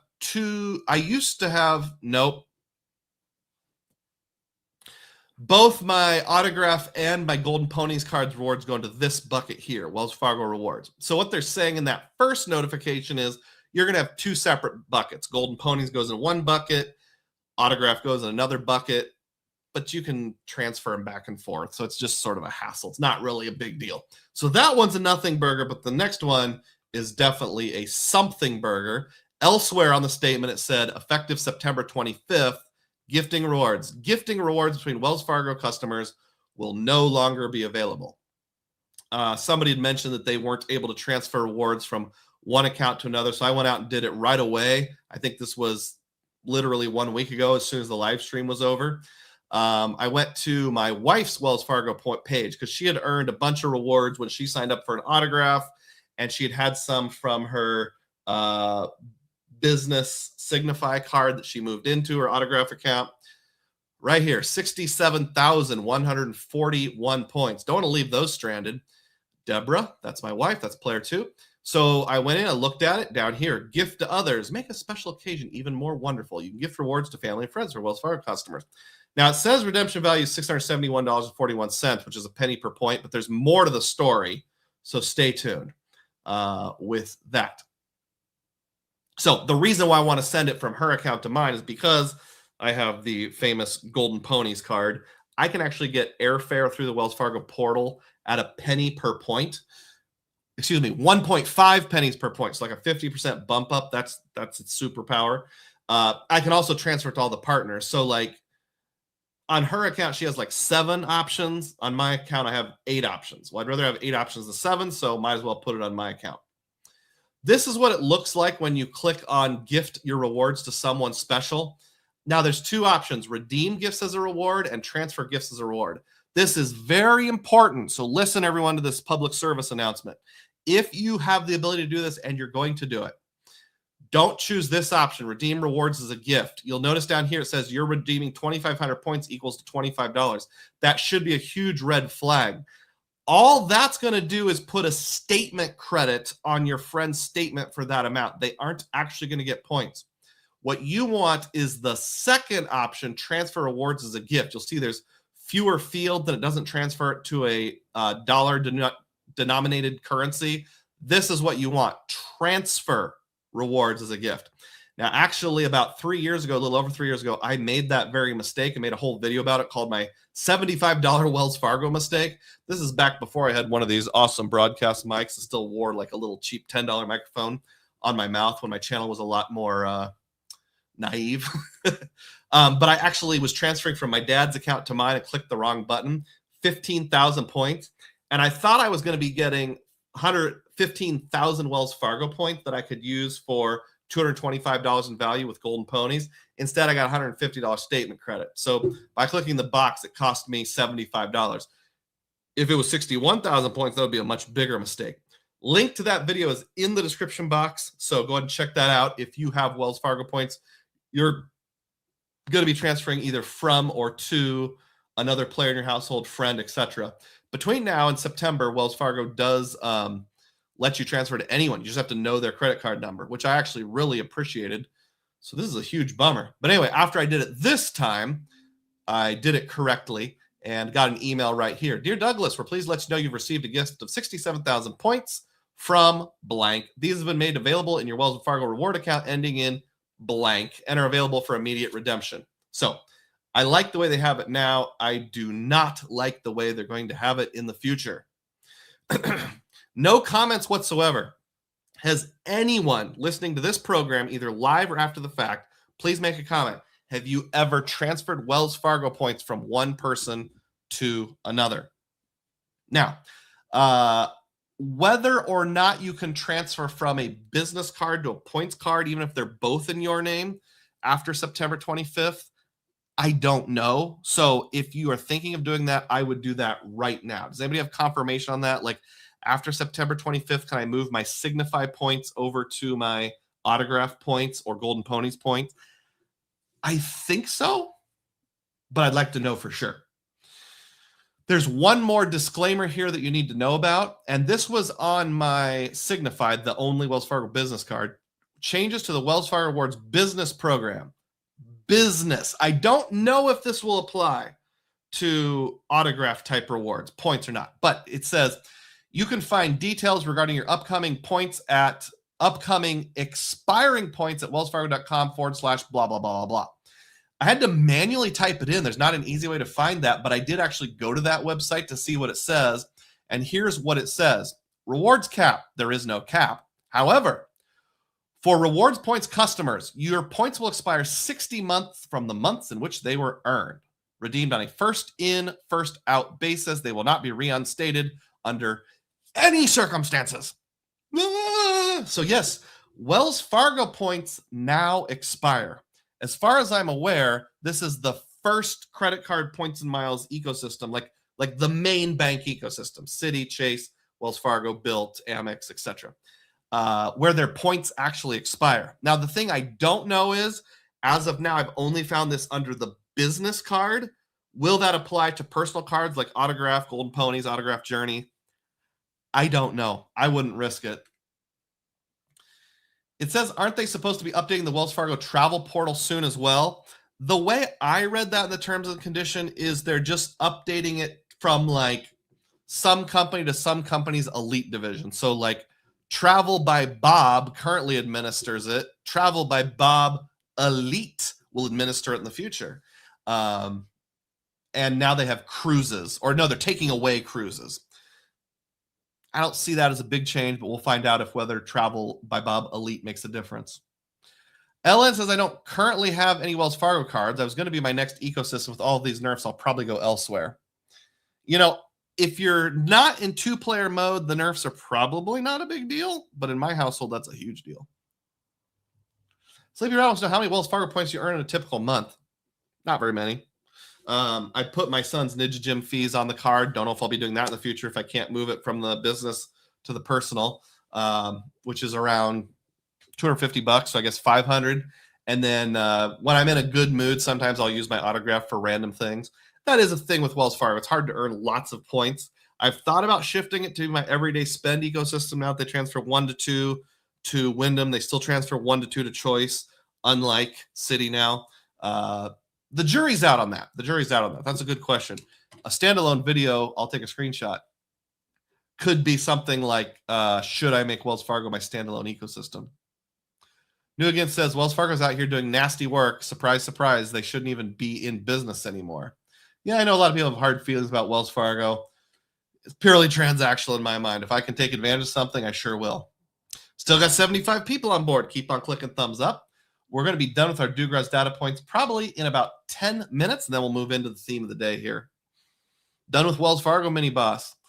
I mentioned this earlier, but City Nights was last night, and I always like how the app says City Nights is on. I used my City Strata Elite. We went to Perkins, and my son got a cheeseburger with onion rings. I got a skillet, like a Hungry Man skillet, something like that, with a side of pork sausage links. Got some hollandaise sauce, some ranch there. Good for dipping. And then elsewhere in the Dugroz Eats category, I just said that because it's always fun to earn city nights naturally. I don't eat out on Friday and Saturday nights very much, so when I do, I give it a call out. A week ago, I ate at a restaurant locally here. I won't say the name of it, but have you ever seen fried cheese curds that big? I was thinking it was going to be like Culver's where they're little nuggets, but no, they're big, giant squares. I just thought that was kind of interesting. All right. Next Dugroz data point here. This is from comparing Chase Travel Portal with the City Travel Portal, and one thing that was interesting that came up. So this is the Hotel Indigo, Kansas City, the Crossroads by IHG. I was looking at using this because I thought maybe a short weekend getaway with the family. Don't think it's going to work out schedule-wise. This would be like a week from now. No, this is in July. Never mind. Ignore the dates. That's not important. But anyway, found this hotel, $441. This will qualify for the $250 credit on IHG because I have the CSR. So, take down to around $200 for 2 nights. That's pretty reasonable. And it's fully refundable. Free cancellation by July 21st at midnight. That's basically, a full 24 hours before the day that it starts. So like check-in time plus a full day. So we're talking like 36-ish hours overall. Pretty reasonable. That's how a lot of them are. All right, remember that figure, $441. Now we're going to take a look at the exact same hotel, exact same dates on City, $403. Oh, well, that's pretty good. I'm saving almost $40, and I could use my $300 hotel credit since it's 2 nights or more. So it kind of makes it competitive there. So yeah, City looks at first glance like it's more competitive. But I'm like, oh, where does it talk about the cancellation policy? Where does it talk about the cancellation policy? Can't find it. Had to scroll down, click this little tiny link, which popped up this window. Any cancellation will incur a charge of 47% of the booking value. Oh, and I looked this up and clarified. This is any cancellation. Like you could cancel 3 weeks in advance. You're still going to pay 47%. So I'm like, okay, well, I can see why City is charging $40 less because with Chase, you can bail out. With City, it's like a half refundable. It's not a non-refundable booking, but it's 50% non-refundable almost. So I don't know. I feel a little bit like shame on you, City, the way that was hidden. Now, just to clarify, that's not all of the hotels booked through the City portal. I checked pretty much all of them. This is the first time I've ever run across it. Maybe it's just an agreement with that particular hotel. Maybe it's just IHG through City, since IHG cards are administered by Chase. Maybe IHG and City don't get along very well. Has anybody else ever seen that? This like ludicrous cancellation policy booking through City? There was no option for like fully refundable. So Just thought I'd give you a hat tip there. If you're using City Travel, make sure you check the cancellation policy very, very carefully. Fleet says those cheese curds look amazing. Is there a Dugroz points transfer bonus for them? There's not at present. I will work on that, though. Sleepy says, in my opinion, Wells Fargo is for big spenders. They don't have any way to earn a huge amount of points except through card multipliers or strategery. So you have to spend a lot to earn many points. There used to be other ways to earn lots of points. They used to have these like Wells Fargo offers that weren't card linked, but they showed up in the rewards portal, but you could use them in store. And it would have things like on grocery, you get 10x points per trip to the store, up to $250 or something like that. But trip to the store meant all you have to do is say, hey, cashier, can you run this as 3 separate transactions?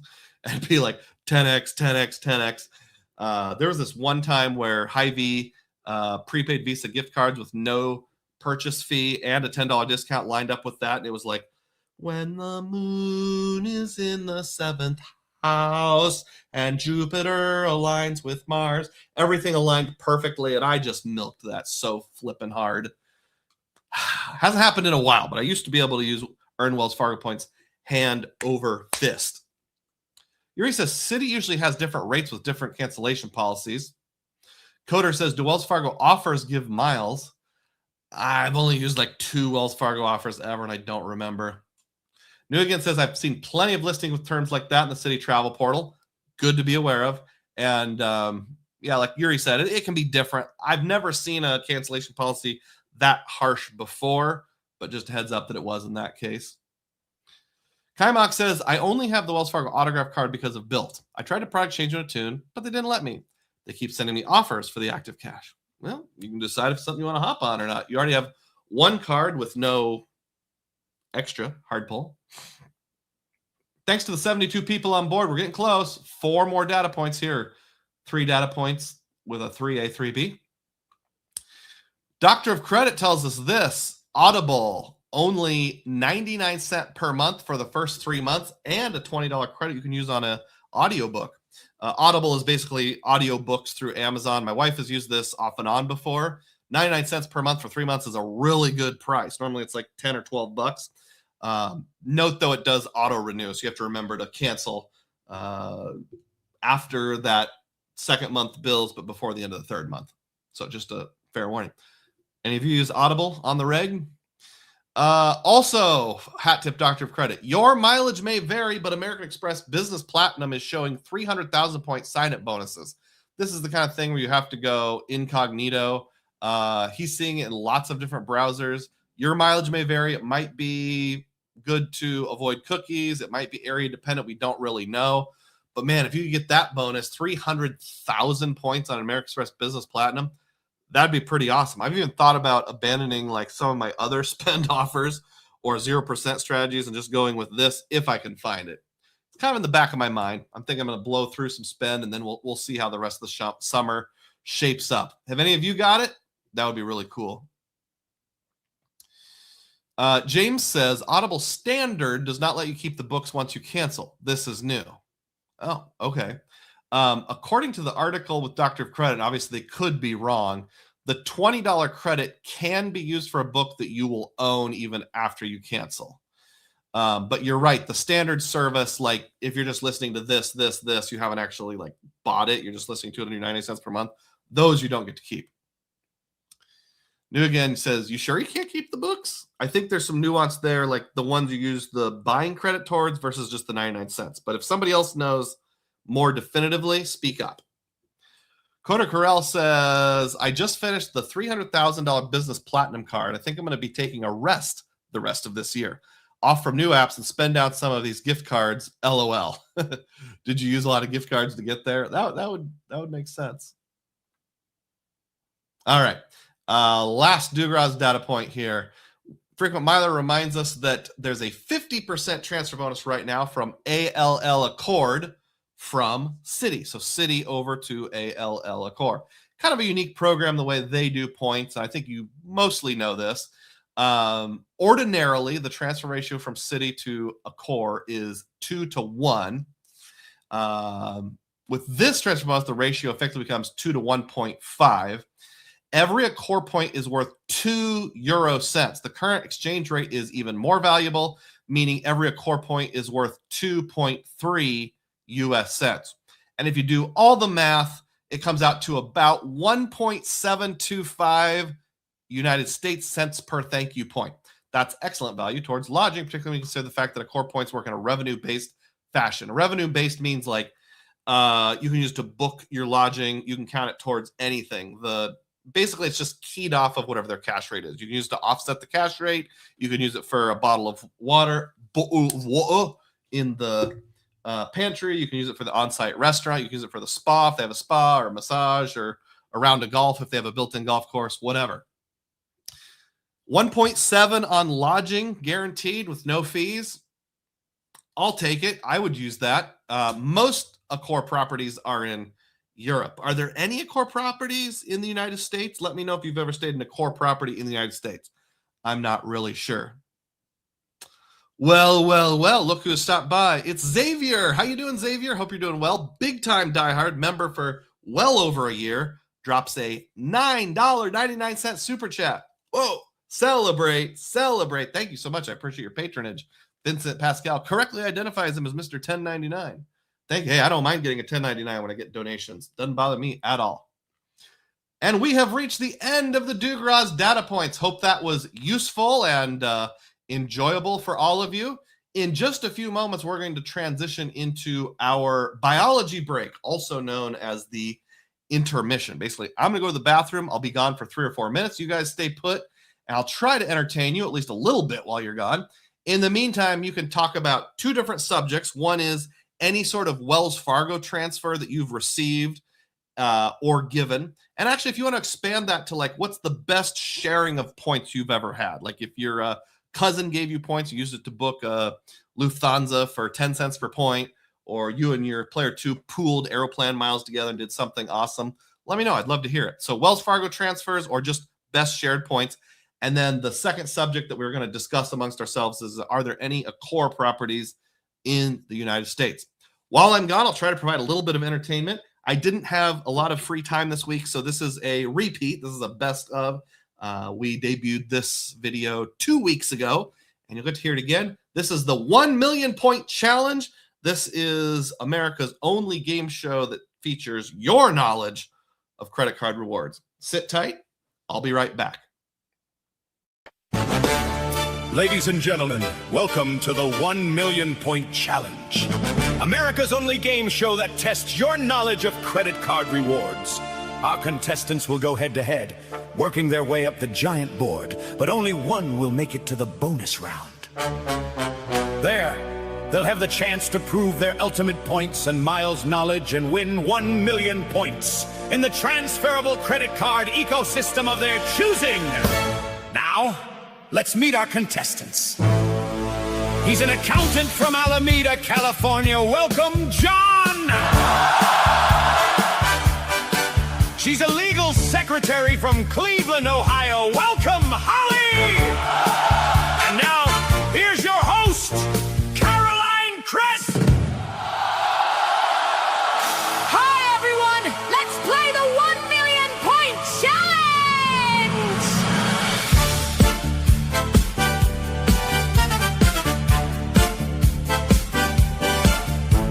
Step right up and take your place.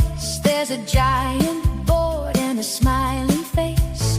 Every category, every card. The questions start easy, then they get hard. Earn your way from the bottom row. Watch those points begin to grow. 10,000, 50, 100 grand. The bonus round is close at hand. 1 million points on the board tonight. Transfer them anywhere you like. No blackout dates, no expiration. Just you and your imagination. Chase or Amex, Capital One. Pick your ecosystem, here we come. 1 million points, the ultimate win for the sharpest mind. Let the transfers begin. cities in the 524 minimum spend. Do you know the score? Transfer partners, portal rates. Which card gets you through the gates? Spend categories. Do you know them all? One wrong answer and you're gonna fall. But Play it right and you'll hear them say, you're heading to the play today. 1 million points on the board tonight. Transfer them anywhere you like. No blackout dates, no expiration. Just you and your imagination. City, Chase, Wells Fargo, and Built. Booking the greatest flights without guilt. 1 million points, the ultimate win for the sharpest mind. Let the transfers begin. This is it, the final round. 1 million points to be found. 60 seconds on the clock. Show us everything you've got. Transfer partners, name them fast. Make every single answer last. The board lights up, the crowd goes wild. This is the moment worth every mile. 1 million points on the board tonight. Transfer them anywhere you like. No blackout dates, no expiration. Just you and your imagination. Chase or Amex Capital One. pick Your ecosystem, here we come. 1 million points, the ultimate win for the sharpest mind. Let the transfers begin. Remember, folks, in points and miles, be the data point you want to see.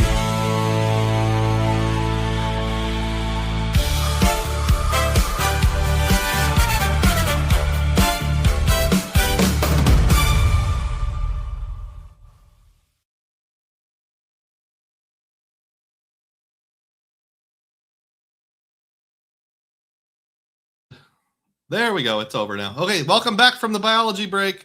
Thank you to the 64 people who stick around. We're going to be getting into the theme of the day in just a few moments. Destination, Boston.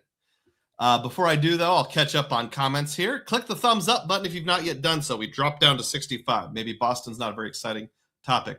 Yuri reminds us that Fairmont is part of a core. Okay, there's Fairmonts here in the United States. Tio Rico says, just got here on the break, I guess.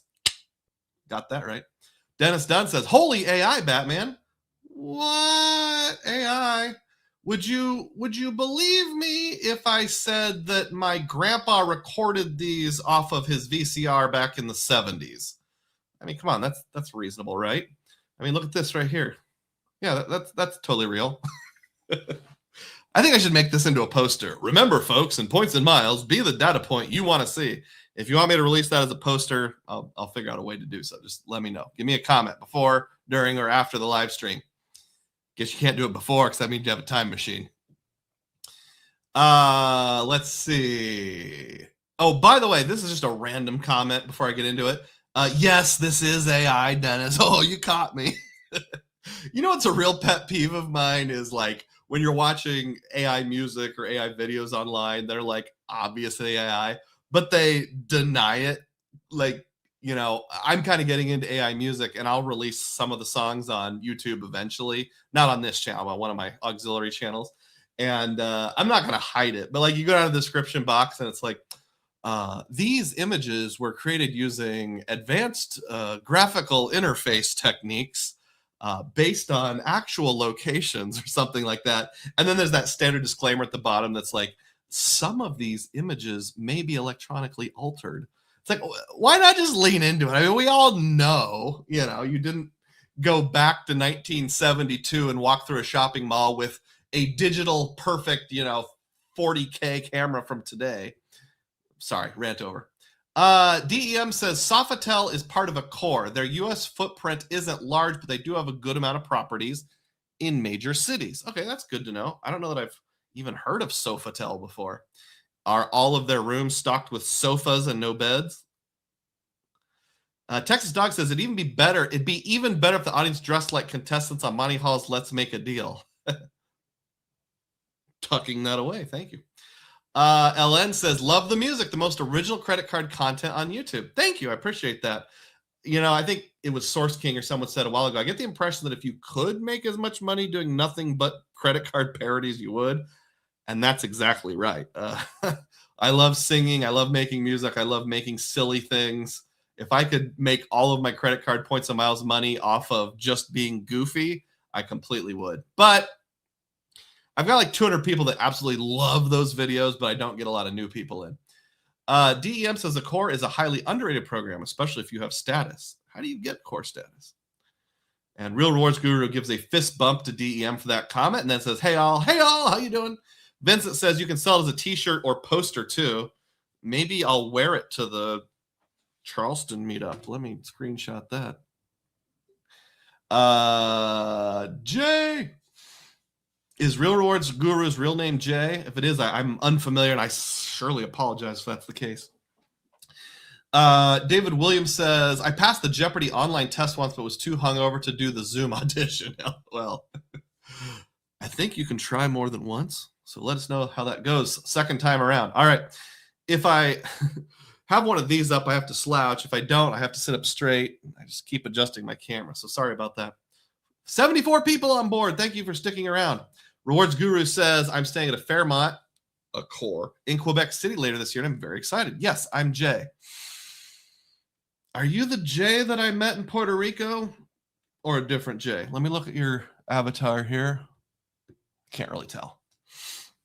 If you are, well, hi, either way, whether you are or not the one I met in Puerto Rico. All right, so we're going to get into the theme of the day today, and today's theme of the day is Destination Boston.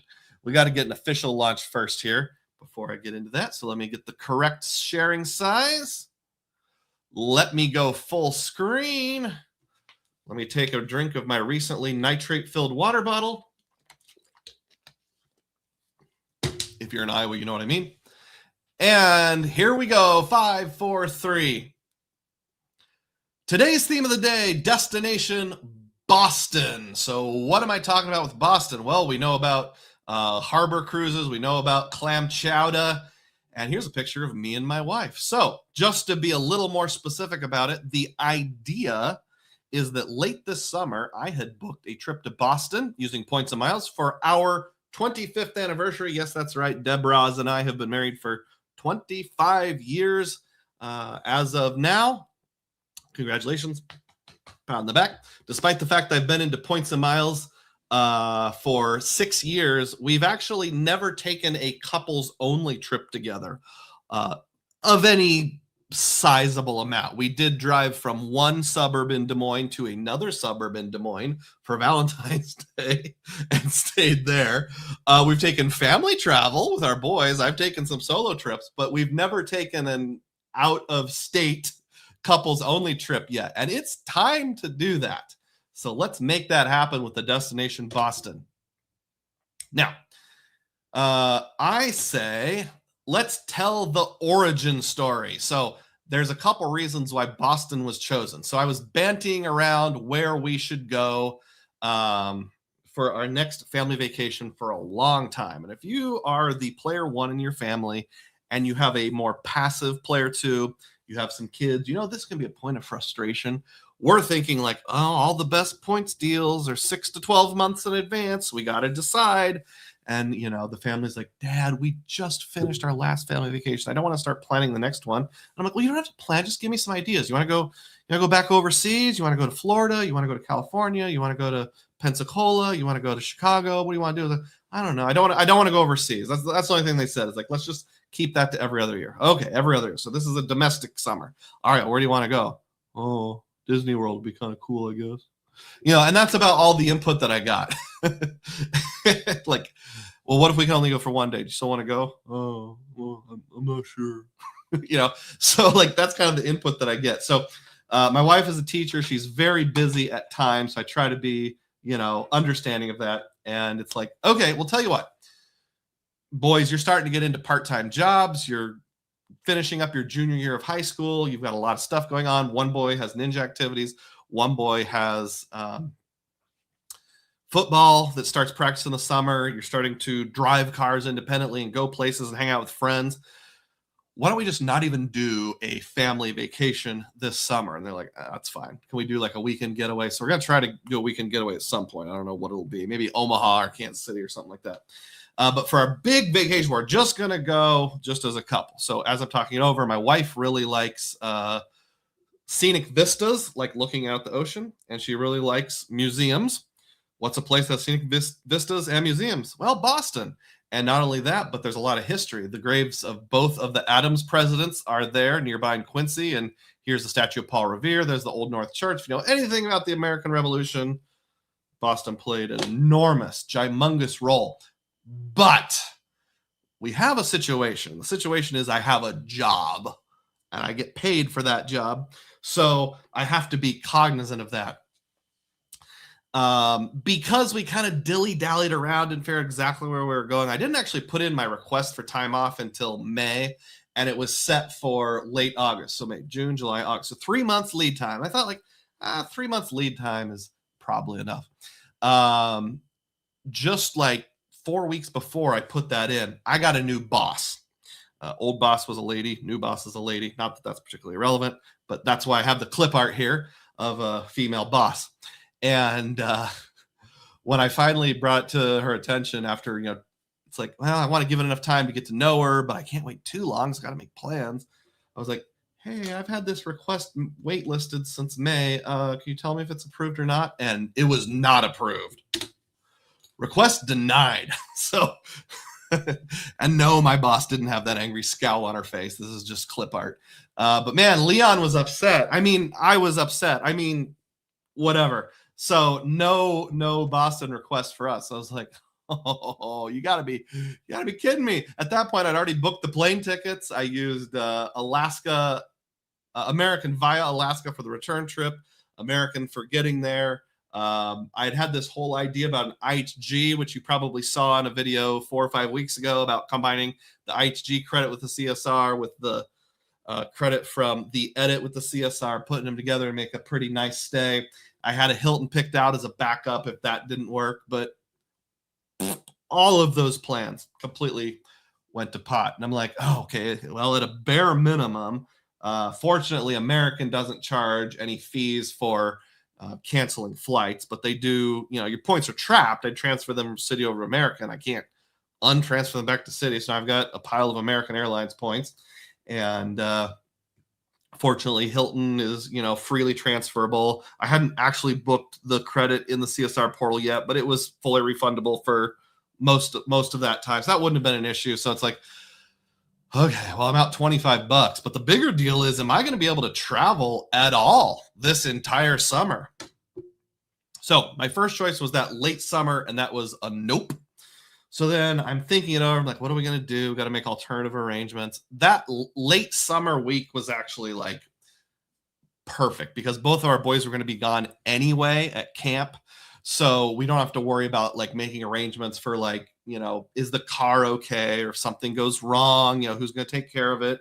I mean, they're 17 now. They can pretty much take care of themselves, but I don't know. Different parents have different philosophies. Also, one of our sons has type 1 diabetes. There's a little bit of a medical issue that's not an issue 99.9% of the time. There's that fear of what if the one day we're gone every 10 years happens to be the day there's some sort of medical emergency. So that's a little scary if they're at camp anyway with like a nurse on site and like 2 counselors and lots of responsible adults. This is a church camp. So, they shouldn't be getting too wild to be like, oh, we don't have to make any of those arrangements. But I'm like, okay, well, first choice is out the window. I talked to my wife. Do you still want to do it? It's like, yeah, we still want to do it, but we're going to have to make some sort of arrangement for our boys. Like maybe we'll get some friends or family from church people say like, well, on Tuesday, go to the Smith's house to eat. And on Wednesday, you can eat with the Johnsons and whatnot, that kind of thing. So we're still working out those details. But I had to get it approved through work first. So after my first choice was noped, the second choice was just 1 week earlier before the original week. That was also noped. And then my third choice bumped it ahead to kind of the middle of summer. And then that week got approved. It's all this like algorithm of how many people are on board. And I have a small team. So like if somebody had already taken 1 day off, it makes it less likely to get approved. You can request a manual override, but that didn't work. So I had to go with my third choice, Midsummer. I'd actually put in my first 5 choices, and at least I got my third choice approved with that. So, yes, I'm not going to say the exact dates we're traveling because I don't like to kind of advertise that we're going to be gone, but you'll all figure it out when one day I'm not on my live stream. People will be like, oh, Betty's in Boston. But I'm not going to announce it this far in advance. I will now pause and catch up on comments here quickly. Real Rewards Guru is not that Jay. It's different Jay. Sorry. Hey, glad to meet you anyway. Vincent Pascal says, I might be visiting Quebec City in a couple weeks. That's very cool. And Rewards said, I've never been to Puerto Rico, but I'd love to. I will be in Charleston in September. I'd love to meet you all. Just look for the guy with the shirt that has the million point challenge on it. That'll be me. I'll be glad to meet you there too. Dennis says, I'd love to go to New York to Boston on Amtrak. Yeah, that sounds like fun. I would like that too. Any dead presidents in Boston? Yes, there are. There's 2 of them. Real Rewards Guru. My wife's a teacher too. All of my vacations are planned around her days off. Haha. Usually we end up with back-to-back-to-back vacations for the month of August. Now, I feel like August is too late. She tells me, like, we have until about August 7th, and then that's it. I got to start getting ready. Points Deck says Fairmonts are a core property. I've stayed in a few in the U.S. That's good to know. James in Arizona says, hi, Doug. I highly recommend the Freedom Trail in Boston with a guide. My wife and I did it in May and was so knowledgeable. Included all the graves all the way to Paul Revere's house and the Old North Church. Hey, you read my mind. But the part that I didn't know about is the... Uh-oh, I hit a button. The part I didn't know about is the guide part. So I'll do a screenshot here. Way to go. And that'll be something I remember. I wonder if you can get that through Viator, because that codes as travel, and you can, boom, pay yourself back. Texas Dog says, I have never turned down a vacation request by my employees. They check with their coworkers in advance, so no conflicts, and I approve it. Yeah, that's the thing, is when those conflicts become an algorithm instead of like human-based. You can ask for an exception. The exception was not granted. DEM says, same Texas Dog. I'll get my hands dirty to ensure they get their time off if and when they want to have it, if I have to. It's important to keep staff happy. Agreed. Apparently we got a couple big-time supervisor-type people in here. Ooh la la. Let me go get my insurance out of the hot air balloon. Sorry, I'll keep going. James said, I did get through Viator, through Rakuten, a bonus on my Amex Green. Good thinking. Yeah, awesome. I can still get the Rakuten even if I use Boom Pay Myself Back. 63 people on board. Keep on clicking thumbs up. Apparently Boston is not nearly as popular as the Chase Sapphire Preferred. But I'll keep going anyhow. Gotta resize. 5, 4, 3. So somehow I was able to replicate the entire trip just earlier in the summer, moving ahead a few weeks. And there were minimal cost increases, and we're going to go over that right now. So yes, down below we see a member of the Dugroz minor characters, the Shrugging Girl. So first up, flights, or as we say in the Rip Trip Rap, P stands for plane. So the outbound flight is on Monday, whatever, censor, don't tell you the exact Monday. And this is booked on American. This is Des Moines to Boston Logan. By the way, another reason why I like Boston is the airport is really close to the downtown. So for those of you who know anything about history, back in the Revolutionary War days, Boston was basically like almost an island with this little tiny like tombolo kind of making it into a peninsula. There's like one road coming in and off. Now, over the years, it's gotten built up. You don't notice that as much, but still that original Boston peninsula, that's where most of the action is. So that's where we want to stay. They built the Logan Airport in the ocean, right next to the peninsula. So that's it. Bostonians, Key, are you still on board? What do you call, I say Boston Peninsula, I'd probably be laughed at. Or do you just say downtown Boston? You know what I'm saying. So we're going from Des Moines to Boston via Charlotte Douglas in North Carolina. Not an ideal route. It's kind of down and back up, but time of day was ideal because all the other flights were like 6 a.m. or like 10 p.m. Didn't want to be that tired when we get there. So getting there at just before 9 o'clock Eastern time, that'll be 8 o'clock Central time, so we won't be that tired. Plenty of time to take an Uber or public transit to get to our hotel, which I'll cover in just a few moments. If we had paid the cash flight for a first class flight, you'll see right here, first class, Airbus A320, This would have been $373. So let's keep on mathing here a little. It says, congratulations on using your American Airlines Advantage miles. Here's the details of your trip starting on date booked, 2,900 miles used, and reinstated 13,500. Now, just need to clarify what this means. I had originally booked this on American, same exact flight, still on a Monday, in main cabin. So the original amount it was 13,500. I had to pay an extra 29,500 to both change the date and upgrade to first class. So when you do the math, that's $373. Take out the $6.911 fee, double that is 2 people. You got $734.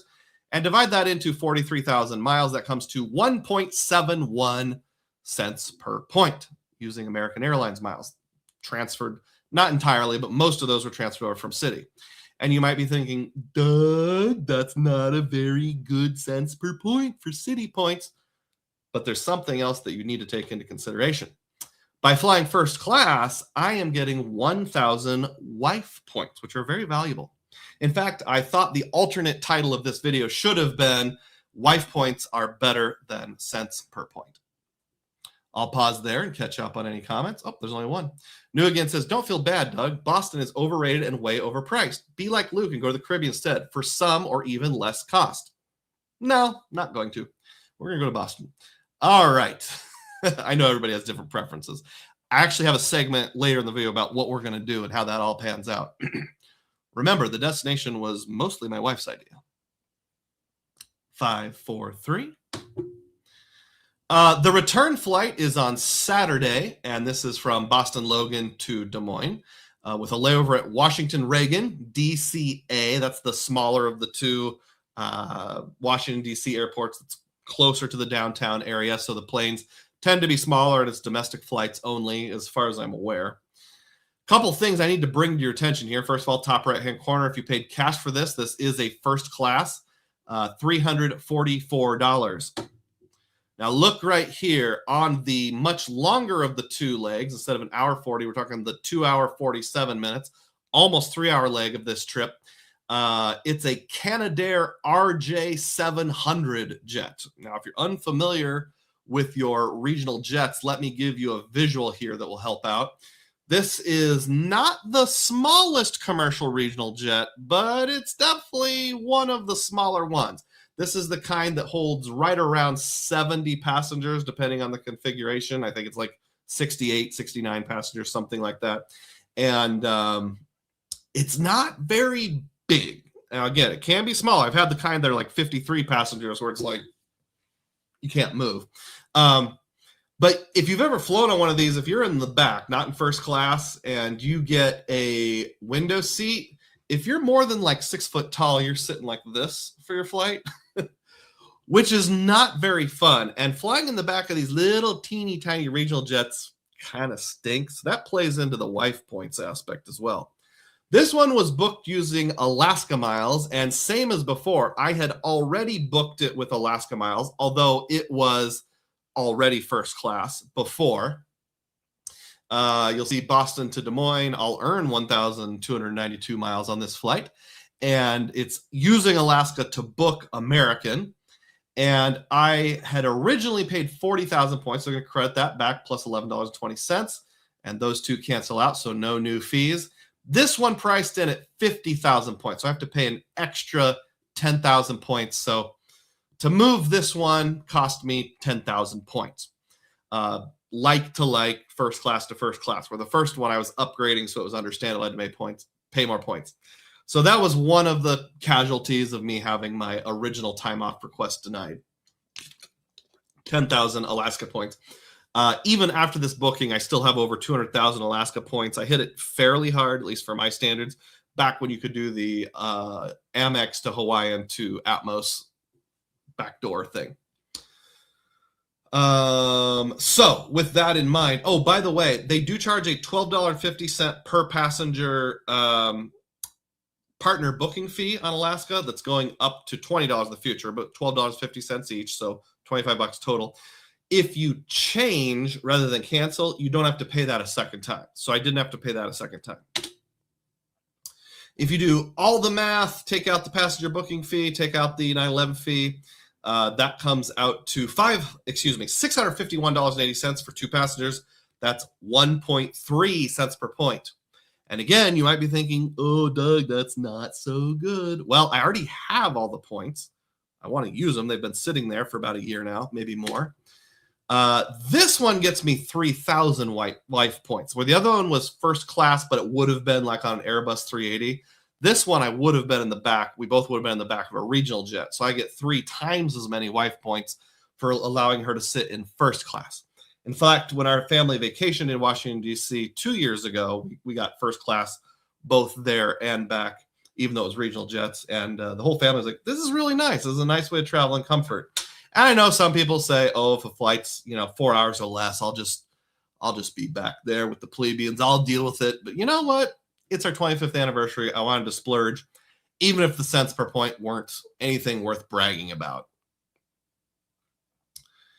Now I got to catch up on comments, and we have a lot more this time. Yuri says Boston sucks. Okay. Flate Easley says, I love Boston. It's where my family lived after we immigrated from Barbados. Brought my girlfriend up there in March. Very cool. Texas Dog understands that wife points are priceless. Yuri asks what's good in Boston. Other people give your opinions over here in the comments. I'll talk about why we want to be there at the end of the video. I gave you a little bit of a highlight.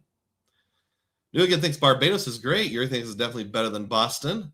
Coder Carell says, dang, Boston's got haters. Yeah, I saw Filmo dropped a comment on one of my members only posts putting down Boston, but he said, just to clarify, this is only the sports teams.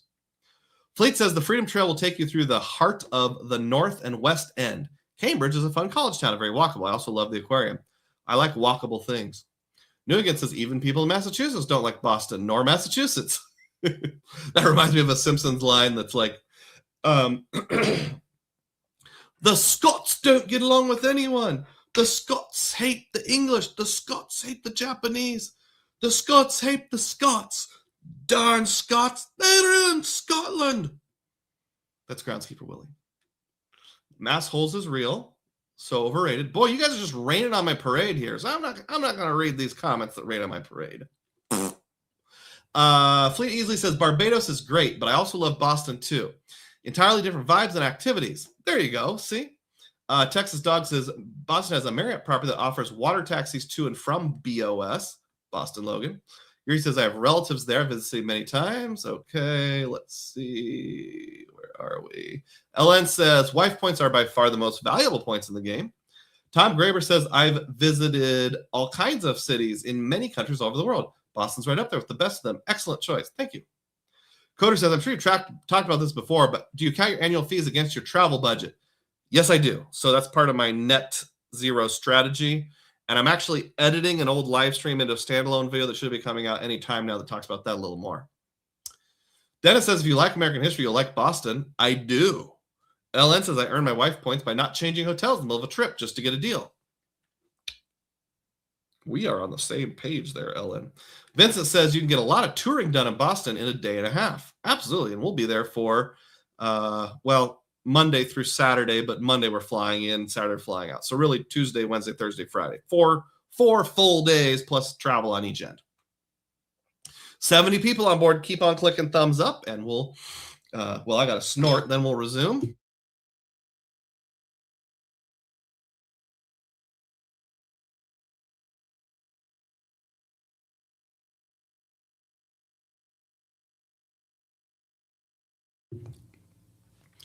In 5, 4, 3. Interestingly, Alaska Airlines, when I was trying to change it online, it wouldn't let me. So I did the Alaska Airlines chat. Did I say American? I meant Alaska. Alaska to book American. I did their chat feature, and it was like a 25-minute hold time. But since it's text messages on a phone, it's like, who cares? And they were not able to make the change either. They said, I apologize. You'll need to call this number, or if you want, I can cancel it, refund you the points, taxes, and booking fees, and you can rebook it anew. And I asked, would that include the partner booking fee? And he said, yes, I would refund that for you since you're going to have to pay it on the new one. I said, okay, go ahead and do that. And then I just waited like 2 minutes and rebooked it myself. And that worked fine. So didn't have to worry about that $12.50 partner booking fee, even though I couldn't make the change online for some random reason. Next up is hotel. Yeah, bring your wife along. Go to a hotel like this one. This is a picture of the Salamander Resort just outside of DC. So we will be, whoa, I blew by that too quickly. I thought I had a label up the top. Let me try that again. 5, 4, 3. We'll be staying at the Doubletree by Hilton, Boston, downtown. Just wanted to show a graphic over here that says this is a 4.1 star hotel, which is decent. Here's a picture of the hotel. And the reason why it's only 4.1 is partly thanks to Artie Greenberg, who left this super helpful review, gave us the wrong hotel and made no accommodations whatsoever and fought on reducing the price. Terrible experience. And I was on my anniversary as well with my wife. What do you think actually happened in Artie's case? Because the comment gave us the wrong hotel makes no sense. Either this is one of two things. I'd say 30% chance this is user error, somebody who's just not good at doing things online. They thought they booked the Doubletree, but they actually booked the Hampton Inn half a mile away. Or I'd say 70% chance this is some guy who booked like a vacation package through some third-party company. Possibly even he went to Branson and listened to a timeshare offer. And if you listen to the offer, they'll give you 3 free night vacation at any city in the US where you don't really know what hotel you're going to stay at until you actually use the coupon. A third-party company might accidentally put down the wrong hotel. But if you're booking directly through Hilton, or you're booking yourself through a reputable site like Priceline or Orbitz or Expedia or even, Chase Portal, City Portal, Wells Fargo Portal, they're not going to give you the wrong hotel. This is one thing I don't like about Google reviews is some people give terrible reviews and bring a star rating way down for something that is not the hotel's fault in any way whatsoever. It's either user error or a third-party company's fault, one of the two. How many of you have seen people like Artie who just screw things up? He's even a local guide, probably because he goes in and complains all the time. I'm going to be using the Hilton Surpass card while we're there because it has that quarterly credit.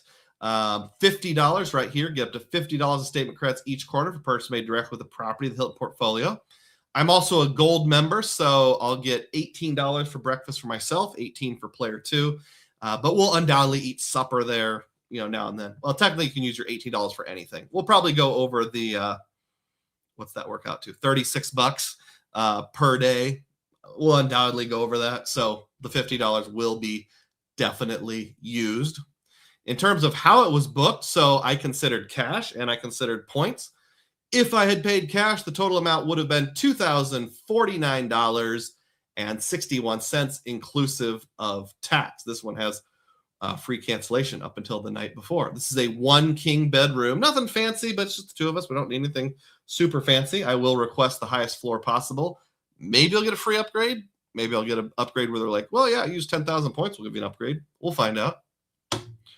Or if you move the slider all the way to the right, that's 300,000 points, 75,000 times 4. But Doug, you said you're staying 5 nights. That's right, nerd. 5th night free with Hilton. As long as you have any status, silver or higher, you get the 5th night free. So we're going to do that. I actually considered using free night certificate, but since it's exactly 5 stays, the difficulty was I have 2 available. They were both earned in my dad's name, but he's giving them to me. I would use 2 free night certificates, but really only save the equivalent of 1. So that didn't sound very appealing. I would rather just save it and use it for even like a, Hampton Inn, or maybe we'll do a staycation as a family here in town or something like that. I think it expires like in October. So I got to find some use for that Hilton free night certificate. Decided not to use the 2 of them. I'm just going to do all points, 5th night free. I have a lot of Hilton points. I won't go into all the details why. It has to do partially with when my parents were in assisted living, and the last couple of years they had to use a points earning card, not a cash back card. So they put a lot of their purchases on Hilton's, and it was very expensive. And I inherited a lot of those points. So I have a truckload of Hilton points.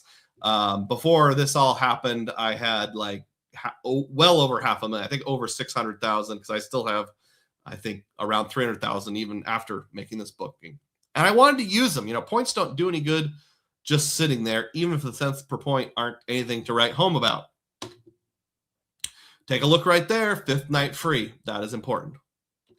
So doing the math, take $2,049 divided into 300,000 points. That's 0.68 cents per point. Yes, that's with 5th night free.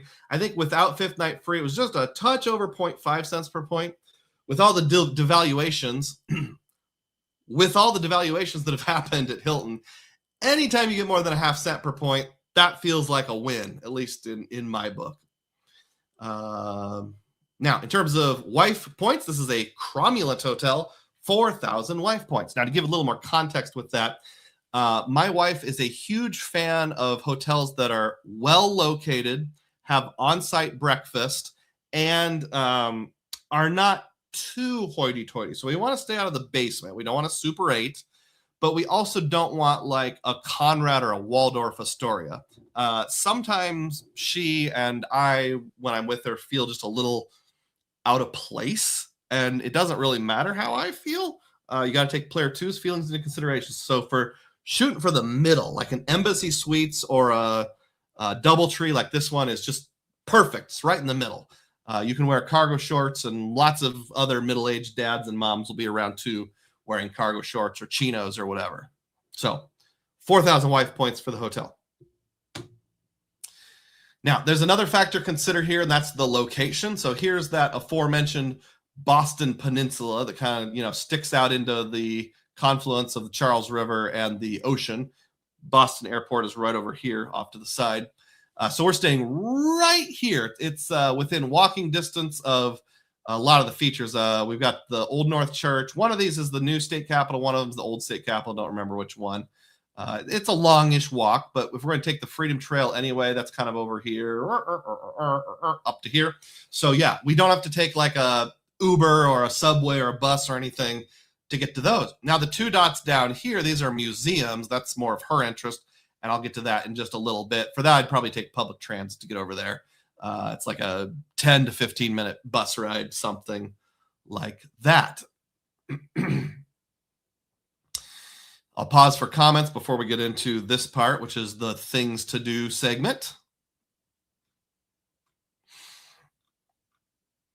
All right, Fleet Easily says, if you haven't chosen your hotel.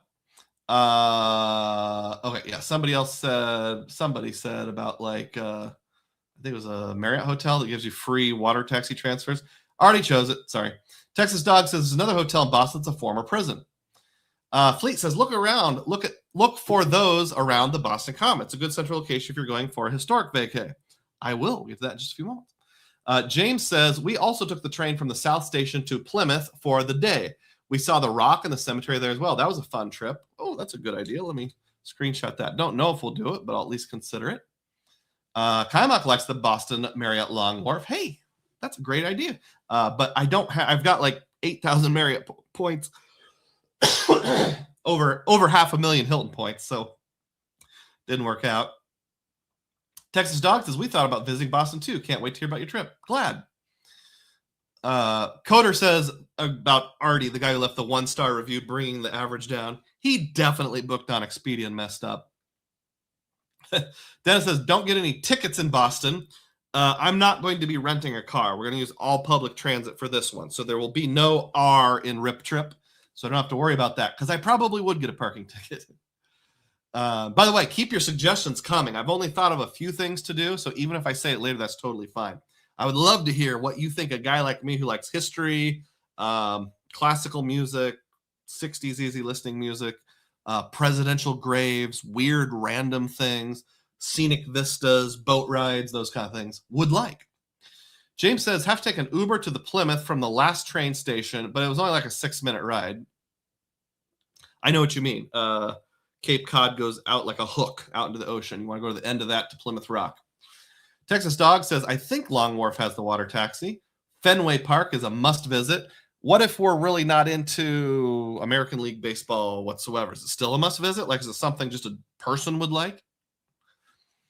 Texas Dog says, I would call Boston a good 3 to 4 night trip, going at a fun pace. You can do a day in Plymouth or Concord. Longer than that, you start to burn out. Well, sounds like we nailed it just right then. Comment confirms you can take the water taxi from the Long Wharf. Thanking Fleet Easily for the info.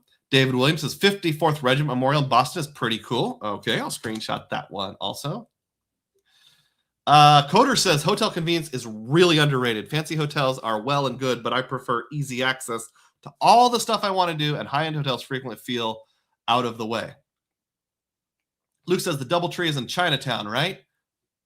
I'm not really sure. Maybe I should have looked into it more. I zoomed in on the map, looked around. I didn't see anything suspect, but if you have an expertise, send me a private message. Let me know.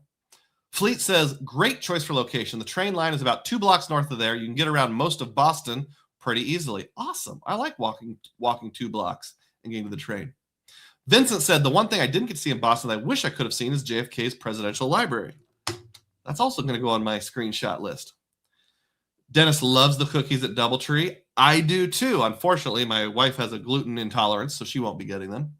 Ellen says, I'm pretty sure I'm losing a few wife points right now. I just spent way too long in Menards trying to shop and listen to the live stream at the same time. Hopefully you didn't leave her in the car. At least I got that 11% rebate. Mail it in to Elk Mound, Wisconsin. That's right. Vincent Pascal says, I use public transit when I visit Boston. This was before ride shares were a thing. Ellen says, and 5X on my custom cash in addition to the 11% rebate. Now, for those of you who don't know, Menards is a hardware store in the Midwest, and they give an 11% rebate, but it's actually a physical coupon you get for store credit. Texas Dog says 2 must-see stadiums are Fenway and Wrigley. Well, I've seen Wrigley, so I've got one of those. Tio says, considering renting a car to go to Concord and Lexington one day and Cape/Plymouth Rock. I went last fall. Okay, I'll give it a consideration. One night I could handle. Vincent says, even if you're not a big MLB fan, Fenway's still worth a visit. Tio wants to know if anyone's going to be in D.C. for the 4th of July fireworks. Not I, but maybe someone is. James says, pro tip, the Silver Line bus is free from Logan. Check the map to see if you're close enough to walk to your hotel. That is a pro tip. I love free. That's my favorite fare. Thank you to the 68 of you who have stayed on board, and I'm going to keep on going here. We got a little more. Water break. All right. 5, 4, 3, 4, 3. All right. So what are the things? His and hers attractions. So on the left, you have mine, the his attractions. As you probably know, I have a weird goal to visit the graves of every single dead U.S. president. And I can knock 2 off at once because this is John Adams, his son, John Quincy Adams, both of whom were U.S. presidents, and they're both buried in Quincy, Massachusetts, like within looking distance of each other. So I can literally get 2 at once. So check, 2 different presidents. That'll be great. And then Boston is the capital of Massachusetts. My other weird goal is to visit all 50 state capitol buildings. Any that I visited before the age of 40 don't count. I hit the reset button at the age of 40. So I think the only 2 I went to before that were Iowa and Nebraska, but I digress. I've got about 6 done. Got to get the other 44. I'll be able to check 1 off the list. On the right are Mrs. Dugroz's desired attractions, and there's 2 different museums that she really wants to see in her life, both of which are in Boston. So earlier when some of the naysayers that thought Boston was all crappy are wondering why, the top one is the Boston Museum of Fine Art. She loves fine art. I'm good with it. I'm like a 6 or 7. She's like a 10. And then the bottom one is a private museum. I don't remember what it's called. Someone will help me think of it. It's like a woman's name in 3 parts, like the Mary Ellen Henderson Museum or the Elaine Fairchild Rottweiler Museum or something like that. And it's famous because back in like the 80s or 90s, some people broke in and stole a bunch of stuff from the museum. She was like, I want to see the places where there's like a blank spot on the wall. They're saving, for someday when the picture is returned. Some of it was very valuable art that was stolen. I think that's fun too. I like a good caper. I'm going to get an extra 6,000 wife points for the museums, 3,000 each. So we'll cash in those. I don't know about cashing in, but I'll earn the WPs. I haven't figured out the transfer ratios yet.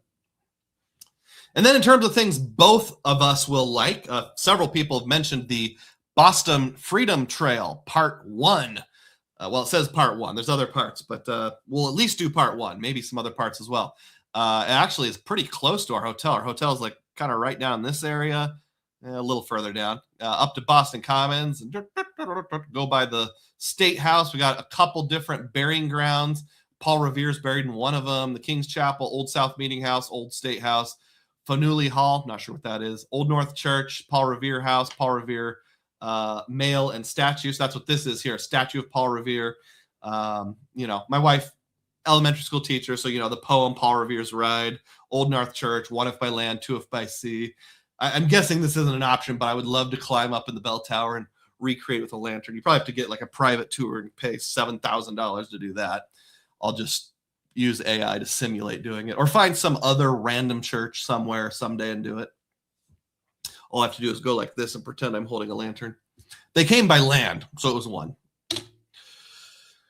You may be wondering what happened to the Chase Sapphire Reserve plus the Edit and IHG combo. So if you have a CSR, which I do at least through August, I'll have to find out if I'm going to renew after that time or not, if they throw a great offer at me. If not, I'll downgrade to the CSP. $250 each. So you get, in theory, if you find an IHG that's also an Edit property, put them together and you got $500 off for a 2-night stay. I looked up this one called the Kimpton Marlowe Hotel by IHG, and when I was comparing this a few weeks ago, I said $960. That's a stretch for me, because take $500 off. I'm paying $460 out of pocket for 2 nights. That's $230 each. Like, I don't like to pay that much out of pocket, but it's our anniversary. That's acceptable. A, that was if I had booked like a month ago. B, that was for the late summer week, not the week that we're going to actually be going. The week we're actually going to be there, that exact same hotel jumps up to $1,464. Oh boy. So if we round that off to $1,500 and I take off the $250 each, $500 total, that brings it down to $1,000, $500 per night out of pocket. No, that's not going to happen. No, I'm not paying $500 out of pocket per night. I don't care if it's our 25th anniversary. That's just a non-starter for me. So here's a couple things worth noting. Hilton points cost me $0 out of pocket. Now I do put an asterisk there because yes, you can make the whole opportunity cost argument, how I earned them and what the value is worth and all that. But once you have points, once you've earned them, you don't get any value unless and until you actually earn them. It's like unrealized gains. Now that they're in my Hilton bank, no matter how they got there, whether they were transferred from Amex, whether it was sign-up bonus, whether it was gifted by my parents, doesn't matter. Now that they're there, I have to use them to get value. And by using them with 5th night free, 100% on points, $0. I like the sound of $0 better than $230 a night. I really like the sound of $0 compared to $500 per night. $0 beats $964 plus other nights. And what I mean by that is this was only a 2-night stay, regardless of which one you're using. We're going to be there 5 nights. So what would I do the other nights? Well, you would have to do one of two things. You either have to pay cash, buy IHG points. I only have a smattering of IHG points, like 3,000 or 4,000. So I don't have enough to use points to book other rooms at the Kimpton Marlowe. I could do another Edit credit stay, but I would only get $250 off for those 2 nights because the IHG is just a one-time thing. Well, that's going to be, even if we go with the cheaper one, that takes it down to what, $700, $350 per night? No, not doing that. So what am I going to do with the other 3 nights? If I go with the IHG Edit combo, it's just not mathing out for me. And then the other thing to consider is that not changing hotels is worth a plus 25% modifier to wife points. If you've ever played like a role-playing game or like a customizable card game, this is like a modifier card. You put on top of what you have, whatever the wife points are, you get 25% more. And that's on the whole stay. So by not changing hotels, my wife loves that. I don't really like changing hotels, but I'm willing to, as I think it was LN said earlier, for the sake of a good value, I'm willing to change hotels. She really dislikes it. So I will get way more wife points by not changing hotels. I'll pause there and catch up on some comments here. Okay.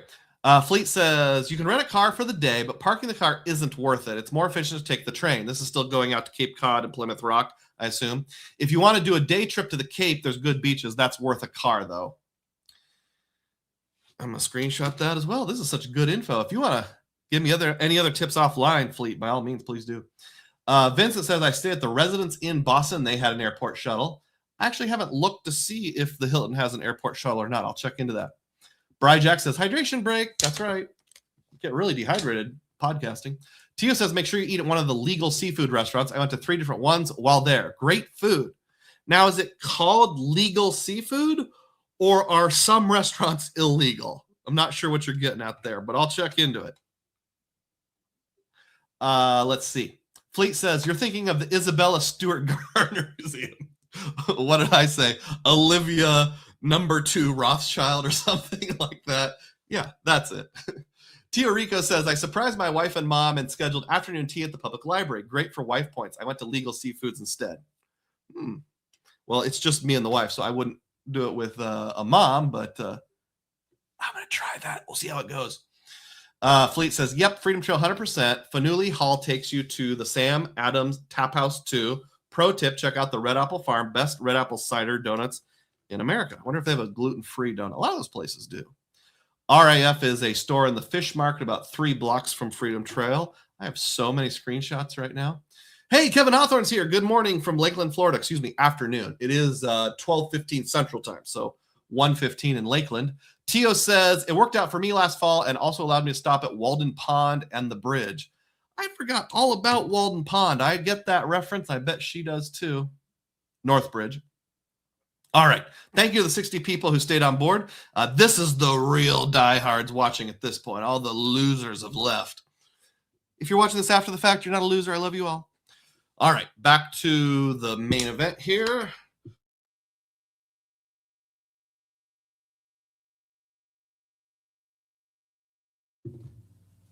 Five, four, three. All right, so out-of-pocket costs so far. For the Des Moines to Boston leg, first class booked on American Airlines, $11.20. That's just the tax. That's all I have to pay. Boston back to Des Moines, also first class on American Airlines via Alaska, $36.20. We got the $11.20 9/11 tax plus their $12.50 per person partner booking fee. Both of those were wiped out by the CSR's $300 annual travel credit. In parentheses, I put no annual fee. Now, what I mean by that is I have upgraded my CSP to a CSR and back down to a CSP multiple times. And each time I've done that, it knocks the travel credit and the renewal date out of alignment. The travel credit remains the same, but the renewal date gets pushed back. So I'm at a point now where I don't know why I'm crossing my arms. The travel credit resets in like May, but the annual fee doesn't hit until August. And I know both from my own small data point and from data points I've seen from others that you can use that even if you don't renew the card. They don't claw it back. So I'm probably, as of May, have a no annual fee Chase Sapphire Reserve until August. So that's kind of cool. So basically, thank you, Chase. You paid for those 2 sets of fees for me, and I really appreciate it. The only reason I put an asterisk was because there's a small chance I might renew it, in which case I can't really say it's free. But as of right now, I'm going to call it free. The Hilton Doubletree, I used all points, so that's $0.00. Net out-of-pocket cost so far, $0.00. And you know how I feel about $0.00. Ooh, the Mr. Roz in me really comes out. He likes that a lot. Now, hopefully the activities, the culture, the history, the hotel will be more of a Dr. Doog thing. But the price tag, that is a Mr. Roz thing. All right. So in honor of my wife, the teacher, I'm using my teacher clip art lady here. And we're going to go over the wife points so far in terms of what has been earned. So Des Moines to Boston first class would have been an A380, 1,000 points. Pretty good. It's better than, you don't get any wife points for coach. In fact, you might lose like 250 because she likes traveling, but she hates flying. Boston Des Moines first class was worth triple. That was worth $3,000 because we would have been on a Canadair jet that's little tiny. You have to sit like this. So that's worth even more wife points. The DoubleTree, being in that perfectly cromulent middle range, being within walking distance of museums and historical sites, 4,000 points. 2 museums clock in at 3,000 each. That's 6,000 wife points. And the subtotal so far is 14,000. I say so far because, like, if I schedule afternoon tea, or, you know, we find some other thing, like we get to go to Cape Cod and it's very beautiful and the wind is blowing. Tell me, if I'm traveling in the middle of summer, like July, early August-ish, is it really hot, or is it just luck of the draw? Or if I get like out on the Cape, do I get more of a salty breeze type thing? That would also earn bonus wife points if you have sweeping vistas with a good climate. So the subtotal so far is 14,000. But remember, I earned the 25% no hotel chains bonus modifier card, and I'd like to play that now. That gives me an extra 3,500 points. So the total so far is 17,500 WPs, life points. So doing pretty good. And I don't really have a range of reference in terms of like what other things are in wife points. I'll have to work this up. Someday I need to do a video just all about wife points and how you earn them and what the best ecosystems are for earning wife points, those kind of things. Now, obviously, the net out of pocket cost part so far, we still have to do stuff and get around. I'm thinking that's where my Aeroplan card issued by Chase is going to come in handy. So for things like public transportation, things like Ubers will go on there. Even things like yacht rides. I did see you can book through Viator like a semi-private yacht ride out in the harbor. I didn't check on the points, so I don't know if we can afford it or not. All of those things, Aeroplan card, boom, pay myself back. Should work out perfectly. My mom even has an Aeroplan card that now that she's in an old folks home isn't going to be able to use, but I think she would be totally okay with, like, if I bought a Viator gift card, that would probably trigger it. Actually, I'm going to write that down because I've never experimented with that. Has anyone ever used Aeroplan to buy, or any Chase card to buy a Viator gift card? Did it code as travel, or do they use like a third-party site where that wouldn't work? By the way, if you like this image of the yacht ride, confession time, that is 100% artificial intelligence. That is one of the art pieces that's going to be on Yacht Club 91 when that releases on YouTube. So keep an eye out for that. And that should be all the more reason you go to dugroz.bandcamp.com, link in description, and buy some music. Another thing worth noting is that the very happy ability to make late in-game changes with points and miles for no or few fees is a very real thing. Look how happy I am. So happy I'm walking across a random field or someone's backyard.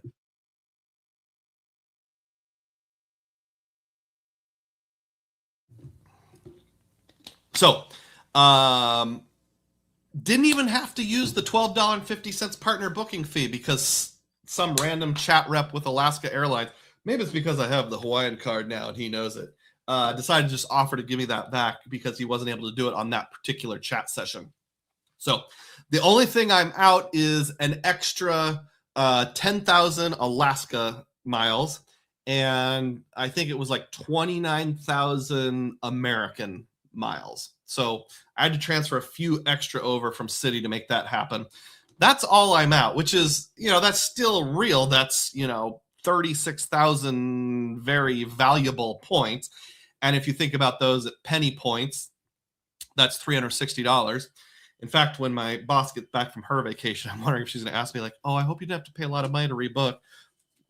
What am I going to say? Well, I'm out about 36,000 miles. I mean, she's not going to have any clue what that's worth. So I'm not sure what I'm going to say on that front. We'll have to think of something. If she asks me how much is that worth, I can say, well, bare minimum is a penny per point, which is $360. I'm not going to rub it in. And last but not least, hopefully we'll have a great 25th anniversary trip with Mrs. Dugroz. Here's a picture of us at William Shakespeare's house in England. So hopefully we'll have another nice experience just like that. And that concludes the theme of the day. Thank you for watching it. All right, we got plenty of comments to catch up on here. Let's see. Well, not plenty, but a handful. James says Union Oyster House is historic and good as well, near the Freedom Trail as well. All right, well, I'll capture that and we'll save that idea. Fleet says, my girlfriend insisted on Walden Pond too. It was a good day trip. Fleet says, we went in March and made a Google Doc for itinerary. If you want, I can forward to you and give you a template for activities from a tourist perspective. Absolutely. Just, I'm not sure how to get that to me. If you use Discord, you'll find me on there. If not, just put a video, comment on any of my videos and we'll figure something out. Thank you for the offer. That's so kind of you. Tio says, remember, Doug, Northbridge, Minutemen shot heard around the world location. Yeah. Do I want to go all the way out to like Lexington and Concord? I'll have to think that one over. LN says, time of day on flights is also worth some wife points. Oh, yeah, I should have bonused that up a little more. Penalty if we have to leave the home before 6 a.m. or get home after midnight. Absolutely. This trip she's flying home from, the Ninja Tournament in North Carolina, pickup is actually like 12:15 a.m. But that's not a me thing. She went to this kids' activity thing. So I don't lose any husband points on that one. But yeah, definitely. Traveling during normal people, human hours is beneficial. I mean, even if you have a 7 a.m. flight, you have to leave home at like 4:30. Tio says, if you do go to Plymouth Rock, the Dexter Grist Mill and Hoxie House are beautiful and idyllic setting. I will note that. Dennis says, Victor can earn you a lot of Capital One points, Doug. Who's Victor? Maybe you meant to say Viator. I bet Viator. Yes. Oh, yeah, Viator. Tio says, Sandwich Glass Museum was closed for me, but in the same area. Okay. Is that an actual museum about glass, or is it just some guy's name who was Jim Sandwich-Glass? If you enjoyed Shakespeare's house, add the Folger Shakespeare Library to a Washington, D.C. visit. There's been there many times. Okay, I will. The Folger Shakespeare Library. We'll go to Washington, D.C. again someday. We went back in 24. James says we walked to Bunker Hill from the north side, about a 20-minute walk. Did you know? You probably do. The Battle of Bunker Hill was actually fought on Breed's Hill, but the guy who popularized it looked at the map wrong, so it got the wrong name. Stacy, Travel Points is here. How you doing, Stacy? I missed your start. Happy Saturday. Well, happy Saturday to you, too. We just went over Destination Boston. All right, let's now go to the, whatchamacallit. I believe it's called the Community Tab Questions. Yes, don't know why I can't think of the name of my own channel. I got to switch accounts here. You'll bear with me just a second. I'll pull that up, and then we'll be done soon. I apologize. I'm going a little on the long side. Nope, not that. I'm getting there. I swear I'm getting there. Let's see. There it is right there. Okay. Looky. Here's a picture of me standing next to a statue of some guy, and you're supposed to guess where I am. So let's go over that together. We've got some comments here. Ron Byrne guessed the World War II Museum in New Orleans. And you should get the World War II version of Monopoly. Ding, ding, ding. You are correct, Ron. You get 1,000 Dugroz points. Yuri BSU also guessed the World War II Museum. The admission pin gave it away. Yep, right there. I put it on my collar. Ding, ding, ding. Also get 1,000 Dugroz points. Matt Clausen, the New Orleans World War II Museum. Unless this is the Eisenhower Presidential Library. Nope. You also get 1,000 Dugroz points. So all three of you, Ron, Yuri, Matt, you all get 1,000 Dugroz points for correctly guessing that was, in fact, the World War II Museum in New Orleans, Louisiana. I was there a couple years ago. All right, so we're almost done. Vincent says this might be too far off your itinerary, but America's Credit Union Museum is in Manchester, New Hampshire. Yeah, that'd be a little too far away. A credit museum? Credit Union Museum? That's worth saving for another time, though, because I'll have to get to the New Hampshire State Capitol in Concord. I don't know how far that is from Manchester at some point in the future. I think President Franklin Pierce is buried in New Hampshire. I know Calvin Coolidge is buried in Vermont. So I'll be in that area someday. Have you looked into Wyndham Properties in Boston? I haven't. Let me give that a quick peek here. Obviously, my Hilton's fully refundable, so I can check on that. If you know of one that's kind of in that Boston downtown peninsula area, let me know. All right, we're going to wrap it up right there. I'm just going to read off those who gave contributions.